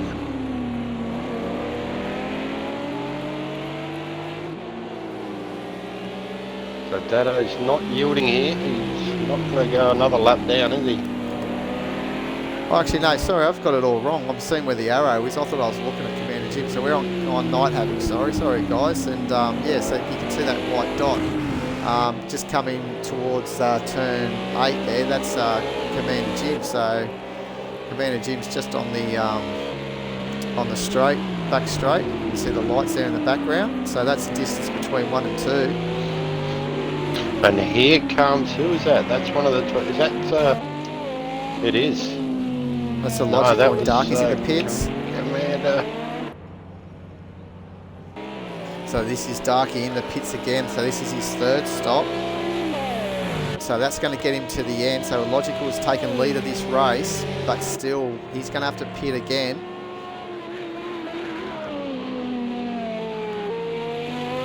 But I'll tell you what, they're not doing a bad job. Commander Cirrus has also taken Darky. So look, this could be a very good thing that happens here. We could say Commander Cirrus could be a Logical's weak man.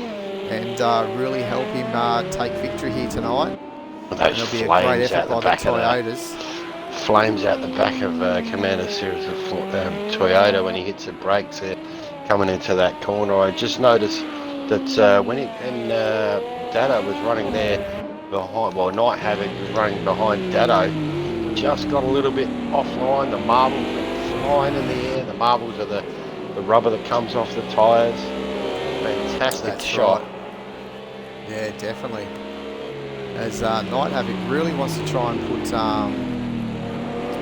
Dado down a lap here.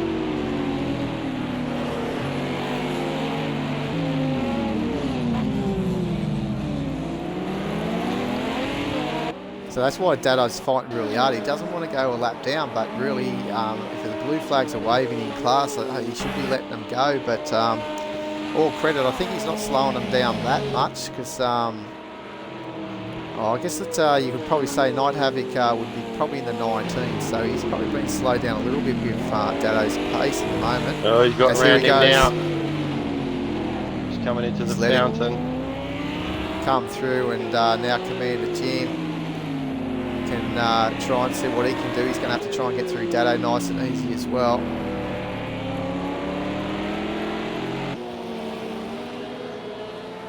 Brilliant effort to from these guys. Absolutely superb effort.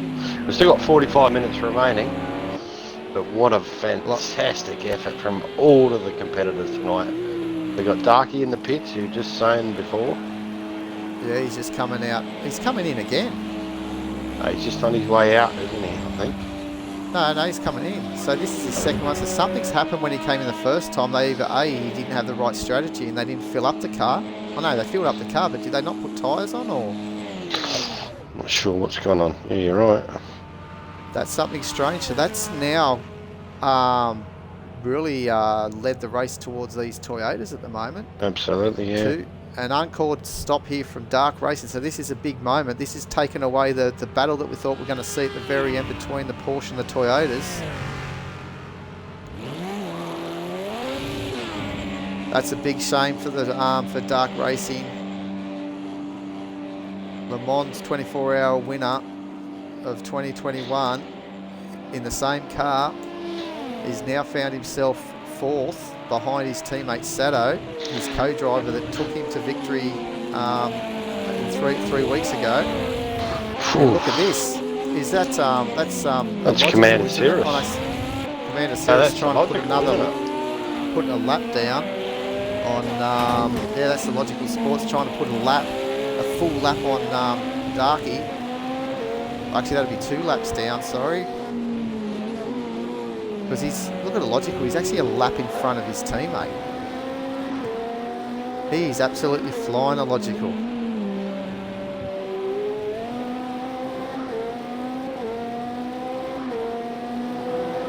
Mate, it'll be almost a leisurely drive now for a Logical, knowing that he's got that good gap. And he's got the 11 litres of fuel, so that's going to see him pit probably around about lap 93 or 94, about 94, because we've seen their consumption is very good, their economy.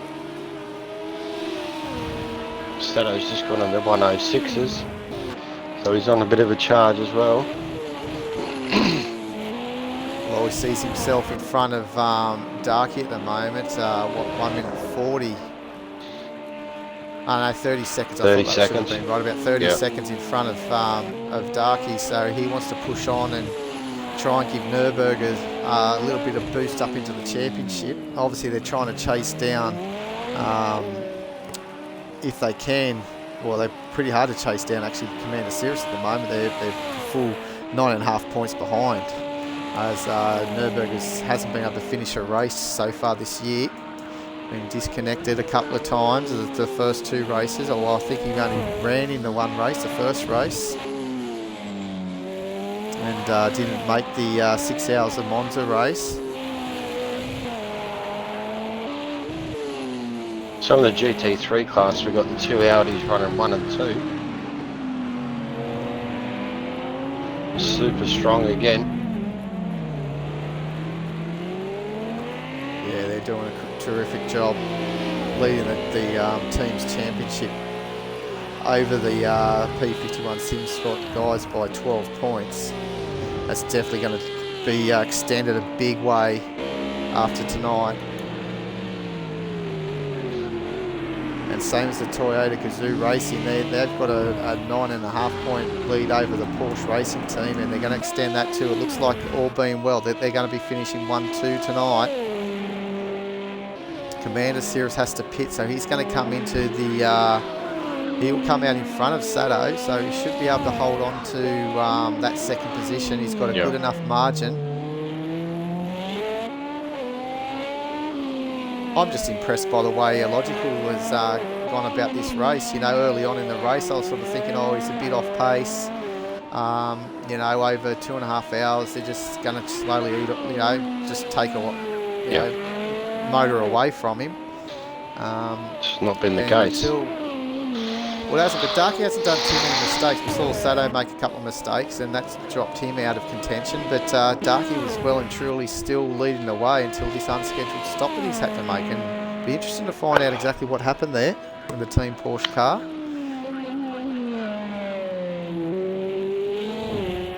As it should have been that when Logical pitted for his final stop, we would have seen the Porsche probably back in front, but only by a small margin, around that 10 to 20 second margin. And a Logical knowing that all he had to do was be within 10 seconds of that Porsche, and he would have still won this race because of that 10-second penalty that Darky and Sato have. Still a long way to go. 40 minutes.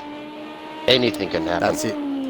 Oh, well, we know exactly that, and we're hopefully nothing does happen, because I tell you what, the Team Toyota, the Toyota Gazoo Racing, they definitely deserve the spoils here tonight. And likewise with the Team Virtual Drivers of Night Havoc and Commander Jim. There was one stage there you thought Commander Jim was going to struggle all night long, and here he's only 10 seconds behind his teammate.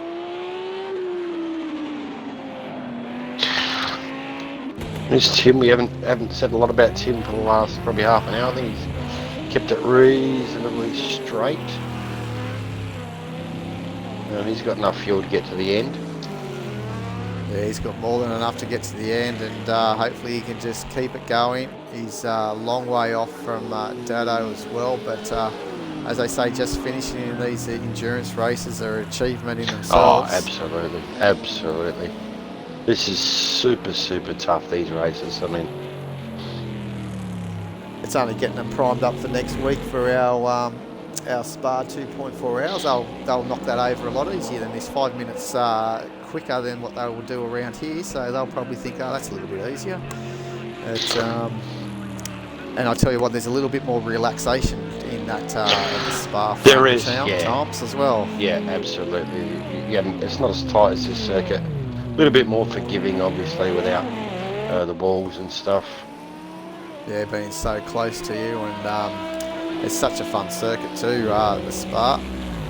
Up in the hills, the elevation and everything like that. And obviously the full simulated 24 hours over the 2 hours, 25 minutes. We'll see the cars doing the round-the-clock twice race. And this year we get to do it like we did last year before the real life event. Most of the time our races follow after the real life event. And I'll tell you what happened one year too, Huds, you may not be aware. Sato just come out the pits, so that's his last stop. Sorry, mate. Yeah, I was going to say there was 1 year there for the Indy 500. I think it might have been, I'm just trying to pull it up here, it might have been the 2018 Indy 500. No, it wasn't the 2018, it would have been 2019, was when Shads actually won the race. Yep. In the car that actually won the race in the real life. Here he comes, your race leader. He's in the pits for the last time. Yeah, so he was in the yellow Team Penske car, the number 22, whoever's car it is in the real life or whatever on the actual race in 2019, then followed up and won that race the next week, I think it was. So it was a bit of a strange sort of moment.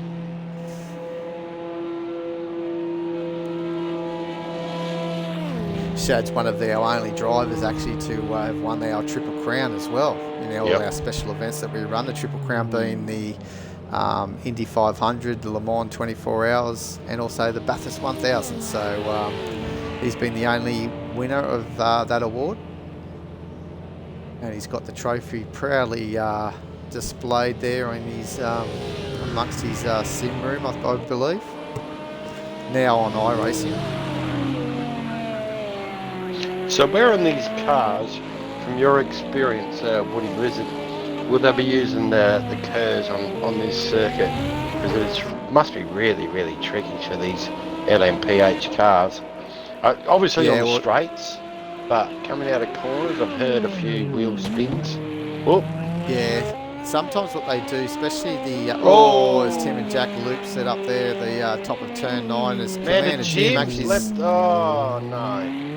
So hopefully that's not one of those other things where he's pressed the button accidentally like we heard from Dark Lord, but Commander Jim has given up the ghost. Maybe it was one too many spins for Commander Jim, and that's he's had enough. But that's very unfortunate for Commander Jim. So Tim and Jack now is in the top 3 of the GT3, so just keep it rolling. Can we have a look? Is that what you wanted? Yeah, so he was actually on the same lap as Night Havoc, wasn't he? So he had 84 laps. Yeah. That's a shame. Totally for Commander Jim. So that's going to put a dent in him actually making the spot over Weary Knight, but Weary Knight's probably cheering at the same time for the bad luck there for Commander Jim, keeping himself there in 3rd position. But now Tim and Jack actually, he might be the lucky one to actually leapfrog now in 3rd position. He may even find himself leaping from 5th in the championship to 3rd.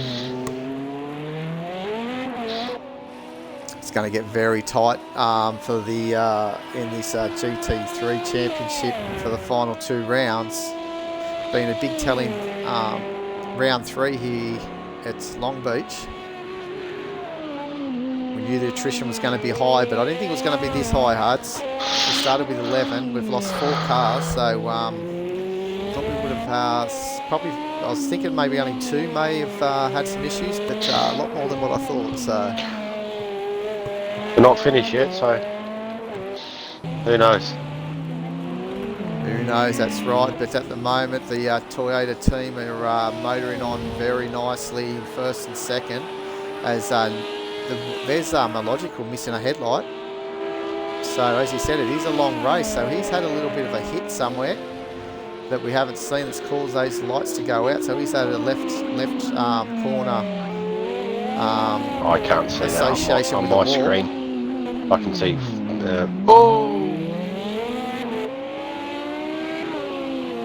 Dado will be laughing his guts out because he's had a pretty ordinary race by his standards, and he's 2nd. Yeah, how about that, eh? Yeah. So is that on your screen there? Logical Sports got both headlights. He's got all the on headlights both sides. Yeah.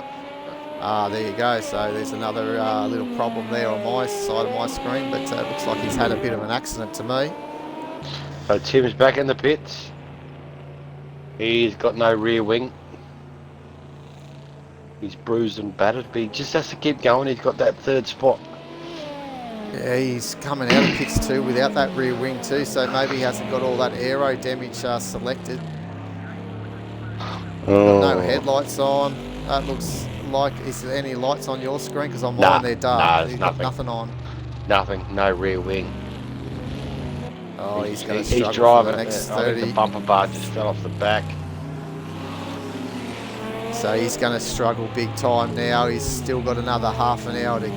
They're dropping like flies, but as long as he keeps motoring around, he's going to pick up some very, very valuable points. Yep. And as we say, never give up. Just keep going round and round. So he's a long way off the lead of this race in the class, but you know, he's picking up those points as the other cars have fallen on the wayside. He can have another 10 pit stops, and he's still going to finish 3rd. That's right, exactly. But I'll tell you what, these guys are going to be hurting after this. They probably won't even want to hop in the sim for the rest of the week. But unfortunately, we have got grading for our V8 Supercar series coming up. Well, it's in a fortnight's time, but we've got... Oh, that was close. That was so close. He's coming back in the pit, surely, Tim. Yeah, he is. Yeah, he's in now. So we got grading, as I was saying, tomorrow night. Ready for we've got 2 grading nights the next 2 Sunday nights on the 11th and 18th to grade our supercars in our Super 2 division. Yep. Currently still plenty of entries still available. We want to try and max out both grids if we can. It's looking pretty healthy at the moment, so head over to our website, ANZ Combined Racing on, I should say ANZCRL.weebly.com, and have a look to see all the information, and you can enter there and post your entry in for all your Australian, New Zealand races out there on Xbox Project CARS2. Absolutely. Get along, have a crack. So the Super 2s will be running on a Saturday night, so they start their first round. And it's going to be here as well at Long Beach for 2 races. And they'll run on the 24th of July. And then the Supercars will be back on the 25th on the Sunday. All streamed here on our Twitch channel.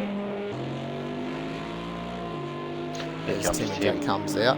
As you can see, the blend line there, that blue line. I think it's actually the yellow line. So that's why they run so far out. Yeah. They're going to wait to the end of the yellow line before they come out.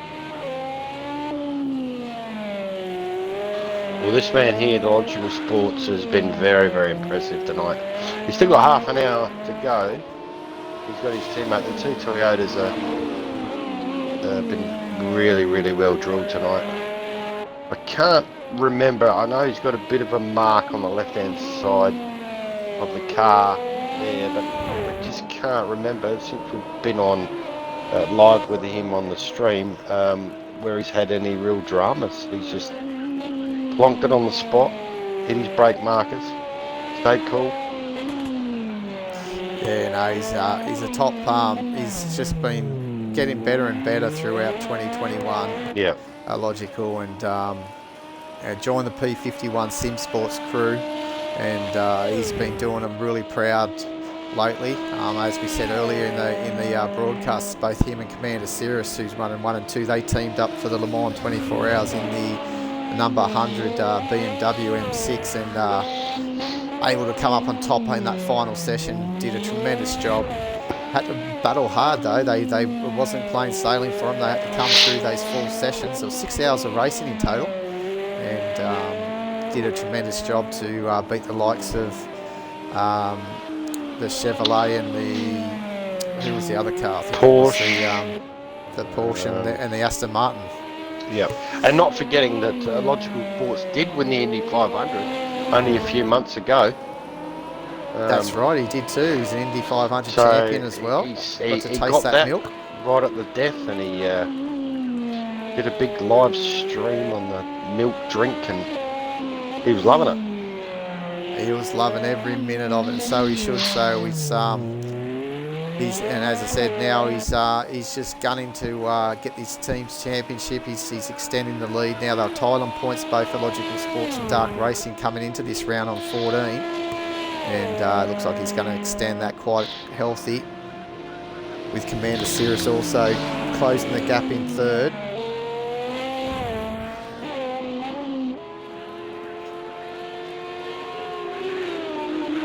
So he'll be 2 points behind. What's going on here? Not too sure what's going on here. He's outbraked himself out of turn 9, so he didn't hit the barriers, He pulled it up tyres, but there is got a Dark Racing 40. Yeah, but he's a lap behind, so he can let Darky go if he wants, and Coming into the pit. as he comes into the pit. So he was low on fuel too. So actually, keep it posted here, because Darky, as we know, it's nearly a lap that they lose. They pretty much a lap, and Darky was right on him. So you could imagine Dark Racing is actually going to take second by the time Commander Cirrus. But one thing that Commander Cirrus in his favour is he won't have to fill up the tanks like Darky had to. Yeah. because they're pitting a lot later, so he won't have to put that much fuel in, and he'll probably stick with the same tyres. He may not have to worry about changing tyres. Oh, he's coming As out you can already. see, no, he's still coming in there, the last bay. Still coming in. So such a long drag down the down that pit lane. It's the East Shoreline Drive when the track gets packed away. Links up with the West Shoreline Drive here at Long Beach, and here he goes. So it was only a short one for fuel only, no tyres, so he's going to come out with a bit of a margin on Darky Hud. So it's a good thing to see that they've got it all sorted. As Darky now coming around the final corner. Look at him. He's absolutely pushing the hell out of this thing. Darky. Yeah, so you can see the white dots there, the two white dots, the one coming into turn 6 there, obviously is, I think that might have been illogical. No, it wouldn't have been illogical. Maybe it was illogical at the time, but the other white dot that's there now is obviously Commander Cirrus, who is actually now coming into turn 6 on the map. Yeah. Dark Racing won't give it in.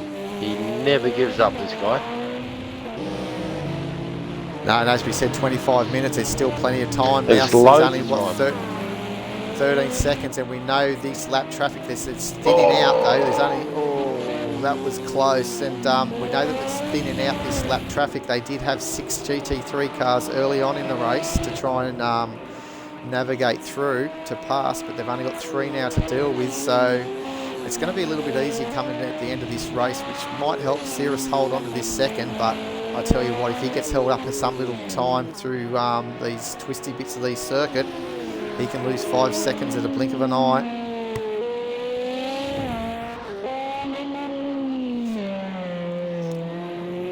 Look at the time that Sato just put in. 1 minute 5.540. That's quicker than faster pole. than his qualifying. That's Yeah, quicker so than pole. And don't forget, I believe there's 1 point for 1 bonus point for pole. Quickest lap? Actually, not quickest lap, no, for pole, sorry, Okay. 1 bonus point. So Yep. Sato's already got 1 extra point. I was going to think it was for the fastest lap as well. But so both Dado and, I forgot about that. So both Dado and Sato have got 1 bonus point for their pole positions. Speaking of the two, come back in there on the track.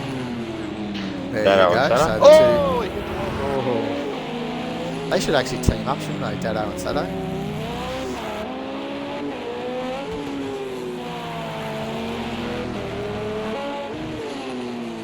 Yeah, I'd like to know what's happening with for Dado Racer. Hopefully it's no issue with his hardware. He hasn't had it at all since he's upgraded to the Series X. So I think it could just be a lot of fatigue coming in as well. We've just come away from our Teams Endurance Championship last weekend, and then straight into this one, 2.5 hours. An hour longer than what we were running during the Teams Championship, but just maybe a little bit of fatigue settling in.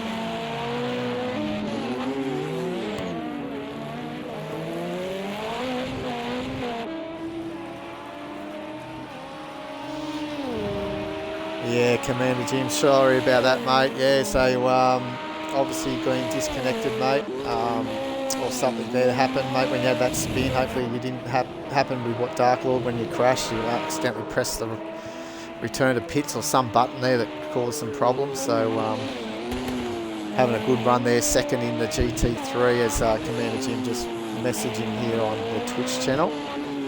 So Darky is currently 15 seconds behind Commander Cirrus. Is that right, or is that? Yeah, that'll come back to normal once we go 12 seconds, and he's roughly lapping a second and a half or so per lap. So the previous lap was roughly the same, and this lap here, again, that difference. So he's definitely catching Cirrus. Cirrus has got some clean track, as has Darky here at the moment. There's a GT3 car where I think Cirrus will be able to probably come up to him on the main straight. Yeah. Looking at that map, so he should be clear, have a nice clear run. But that's going to be the telling factor, I think, for the next 22 minutes is where Cirrus catches, or where Dado gets involved with the lap traffic. And look at down the turns 1, 2, and 3. Look at all the cars down there. They're all nose to tail. All the GT3 and the LMP H cars. As Night Havoc's trying to put a lap on. Tim got the Tim and Jack. high beam there from Night Havoc. Yeah, I believe he did, as Logical Sports was also feeding his way through there.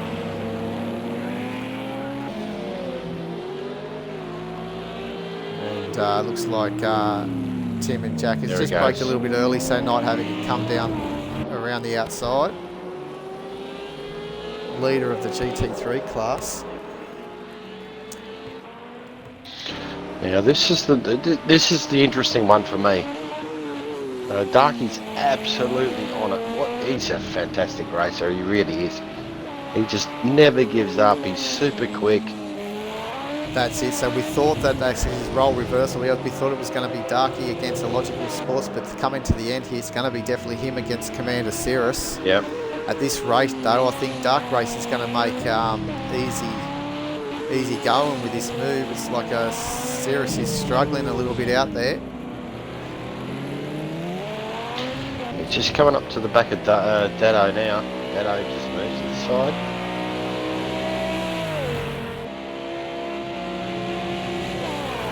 So that's been nice for Dark Racing. 6 seconds, I should say, behind Commander Cirrus. It's just like a matter of time when he's actually going to be on the back here of Cirrus and challenging for second position again. You're right, it's going to be a matter of time. I think we could see Cirrus just turning left there. Just a little bit further down the track. In front of Darky as we're finding. Yeah, so you can just see there on that map, that's Commander Cirrus just entering the corner at the end of this straight. Yeah. It's going to be on this 20 minutes. It's an absolute stacked load of time for him to catch up. I reckon it will probably be, what are you suggesting, 4 laps? 3 laps before he's right on the back of him? Who's his Darky? Yeah, I think so. I reckon 3 laps he'll be right on the back of him. So Logical Sports though, just go on to him if you don't mind and just have a look at his fuel load. I'm just wondering if he's got enough fuel, so he's right to get to the end. So I was just wondering if he had to pit, he was going to come back to the battle that we were just watching, but he should be right to get to the end. Look at that lap time. Darky's almost 2 seconds quicker than Cirrus here on the last lap. Yeah, absolutely. Just eating him up here at the moment at a different time. But so it has been confirmed there in the chat that Commander Jim's was a disconnect, and that sought after Team Virtual Drivers 1-2 finish will have to wait. Hopefully they can get it at, well, you might get it in the next event, the Spa 2.4 hours. So it's definitely on the cards. The race full of, we've got 12 entries there at the moment, capped at 14 for if we're only going to run one lobby. If we get more than 14, there's a possible of a second lobby running. There's Dark Racing. He's closing that gap. Just over 5 seconds now. And he is on it, Dark Racing 40. And that's not something Cirrus wanted to see in his rearview mirrors of these big square Porsche lights bearing down at him. He's thinking, oh no, not again.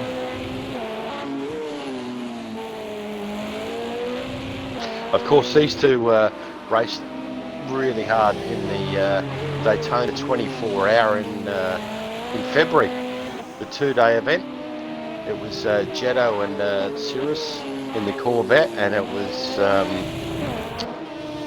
Dark Racing 40 and Gear 3 Gaming in the Porsche, and it was on for 2 days, wasn't it? Until unfortunately Dark Racing ran out of fuel in the last on the last lap. Last lap, the champion running out of fuel on the last lap. So that was put an end to their challenge. So yeah, we had Commander Cirrus come home nice and strong there.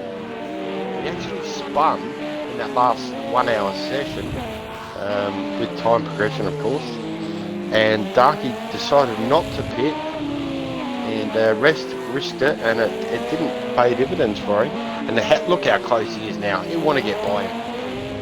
I said three laps, but it was somewhat closer. Yep, go on mate. Sorry. Yeah, I was going to say you can relive that over in our YouTube channel. Yeah. It's our combined racing league, and look at session 4 and Dark Racing 40 actually had a 7 seconds advantage over Commander Cirrus in the final session. And look at this. And here it is. It's going to be a move here, and then coming around near the last banking of that of the Daytona banking is where he ran out of fuel. Sensational. How good is this? Oh, it nearly collected him. Oh, did he went in really hot there and hard on the brakes. Lucky not to have a bit of Toyota on him. But just remember too though, guys, when you're watching this as well, Darky still needs to push. He's got a 10-second penalty on top of his end of race time for his speeding in pit lane on entry. So he's got to actually get in front of Cirrus, which he's going to do here in turn 2. Oh, no, he hasn't. Oh, he lost it. He's got to regroup if he can and try and do this, but guys, we're just getting that, as you can imagine. Oh no, he's gone now. Bang. Oh no! Lost the rear. That's a little bit of that there. I think, guys, we can just see that's a lot of frustration in Darky there. You don't normally see that. I think he just kept the boot into the car, and there's no way that would have normally gone from there to the side unless he was on it. I think he knew that he's ruined his chance of second there, and he had to actually clear Cirrus and then jump out to another 10-second lead over Cirrus, actually still hold on to second, but that is well and truly over now. It's game over. And with the amount of time he's going to be in the pits with this now,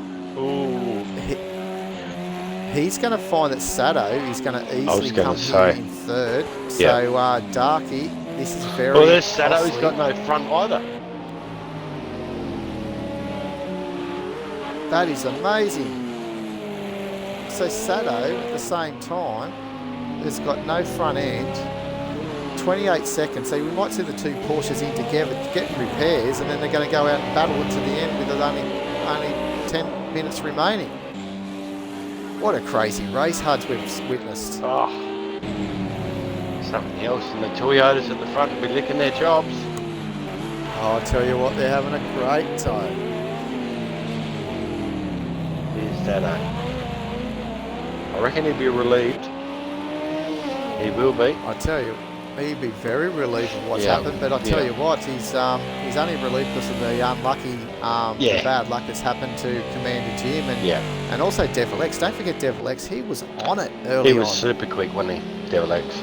He was, yeah. So, mate, Dado's he's got to count his what do you call it? Count his lucky or whatever you call it. Before they hatch, whatever. Before they hatch, that one. So, he's lucky, but there you go, Sato. He's going to move on without changing the front end of his car, it looks like, for the last 13 minutes. That's going to be tough. I think Darky should be able to catch Sato fairly easy and reclaim third position. In saying that, I don't know if we just saw also Darky when he came out of the pits, if he clobbered the wall. It looks like he's lost all rear end. He's just pushing way too hard. He's got the red mist, hasn't he? Whoa! Oh, he's done it again. He's over. He's not happy at all with how his race has panned out at the end. So the man that we've seen on the top of the podium has crapped. And I tell you what, these P51 SimSport guys are probably rubbing their hands together coming up into the the Spa 2.4 hours, as that was a big challenger with Dark racing back into his favourite Audi R8 LMS, the GT3, and he was going to look hard to beat, and he's been rattled here tonight by the P51 SimSports crew of Commander Cirrus and Logical Sports. Logical doing a great job he's going to finish again a lap in front of everyone. Unbelievable. So are these... Someone stop him. Yeah, I know. He's just running amok at the moment.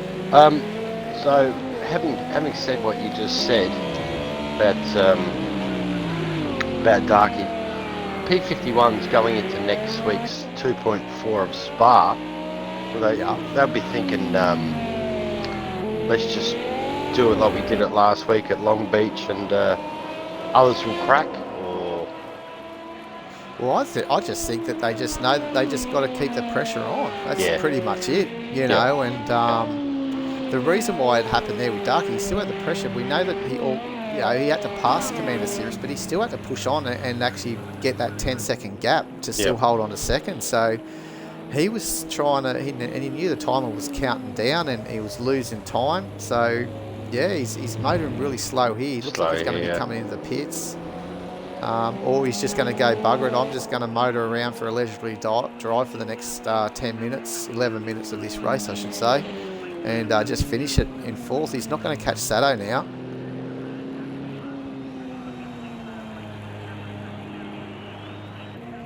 That's it, Nürburgring. Sometimes these things happen, mate, and he will be angry. Definitely dark racing, but, you know, these things happen, and it's how you control yourself. And what we were saying earlier, how good Night Havoc has done. Like he was one that could have been very angry when he had that incident with Dado early in the race, and he just kept his cool, and he's where he is because of that level head. And unfortunately, Darky is just, you know, fatigue's really set in, heavy head probably, and just you know, just over the situation that he had a chance to try and hold on to second, and he blew it, and he just kept the foot into the accelerators, kept the boot into it, which had the car going everywhere from one wall to the next pinball and down the back straight.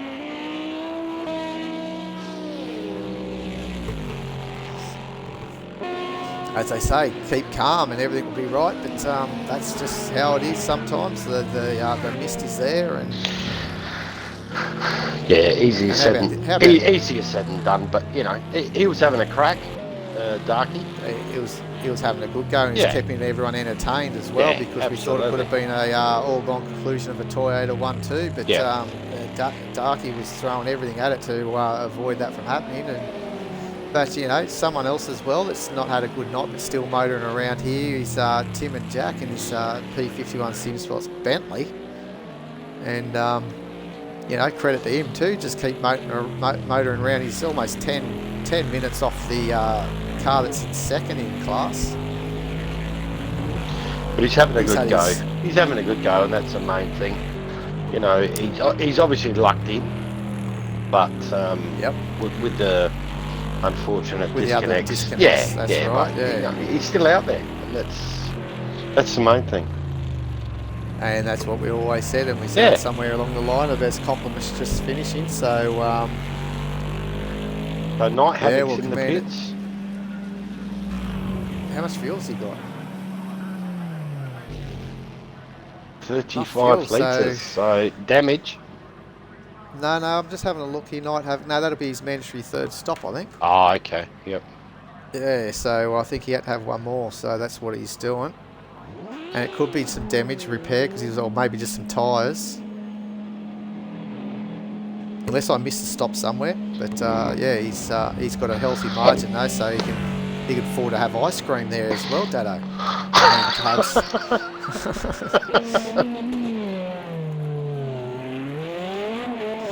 Yeah, no, Dado had a bit of a problem coming onto the back straight. I think he had a bit of a loop-to-loop, and then trying to get back, he looped it again, and banging the walls at the same time, and spilling coffee all over his lap at the same time, and had to come on in for a pit stop to repair all that, and that put him back. And then I think we've seen him have a couple of other spins, and don't really know exactly if he's got some hardware issues, or if it's just him trying to push too hard and being a victim of these nice, cosy walls around Long Beach. He's still in the championship. That's the main thing. Well, that's it. 2 races to go. We've seen what's happened, you know. Yeah. Look what's happened to Darky. He was leading the championship with Illogical Sports, and he's 4th, you know, and he was battling for second. And also he had an unscheduled stop as well. Something happened where it had to do an extra stop to everyone else, and that He's cost coming him into the the lead of pits the race. again. Dark Racing. He's got no front. Yeah, so he just wants to obviously finish it with Yeah. the car fully intact. Nothing lost, nothing gained here. Yeah, So yeah, exactly. why not? Such a long pit lane, isn't it? That's exactly right, Commander Jim. Yeah, we don't want to drink coffee while we're driving at all, but coffee can be fairly dangerous.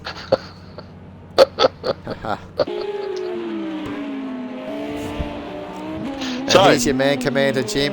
I just thought we were going to be on, but we're looking at the class leader here. I mean, the overall leader, Logical Sports in the Toyota Gazoo, number 6, out in front, a lap in front. A lap in front over his teammate, Commander Cirrus. What a run by a Logical Sports, Huds. I was just about to ask you, driver of the night.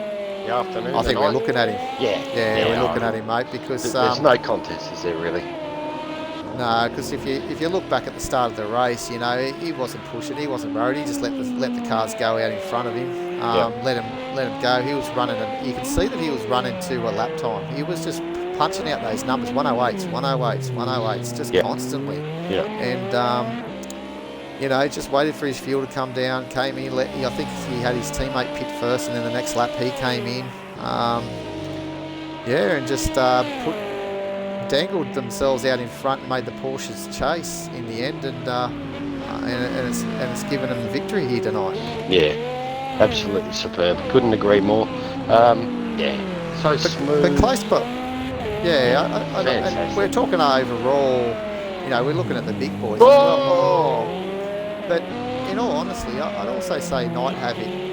I can't say enough after him in that battle that he had with Dado, and some guys you've seen in the past just not too happy when something like that happens for the lead, and they can actually then just go in for spin after spin, trying to chase down again, trying to get back to where they think they should be. Yeah. He just took his time to get where he needed to be, and that was in first place, and he's done it. So no, absolutely, 100%. Yeah, so that's another close one for the driver of the night. So we'll say number one LMPH driver of the night, and equal number one GT3. It's Night Havoc. Yeah, Night Havoc. They've both been brilliant. There's take nothing away from the pair of them. But they've still got 4.5 minutes remaining, so who knows?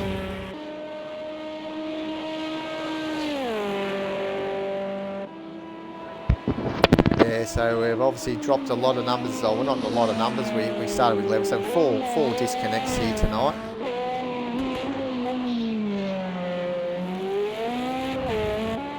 First disconnect was the Ferrari of Lolux, in the number 53 notch Motorsport Ferrari.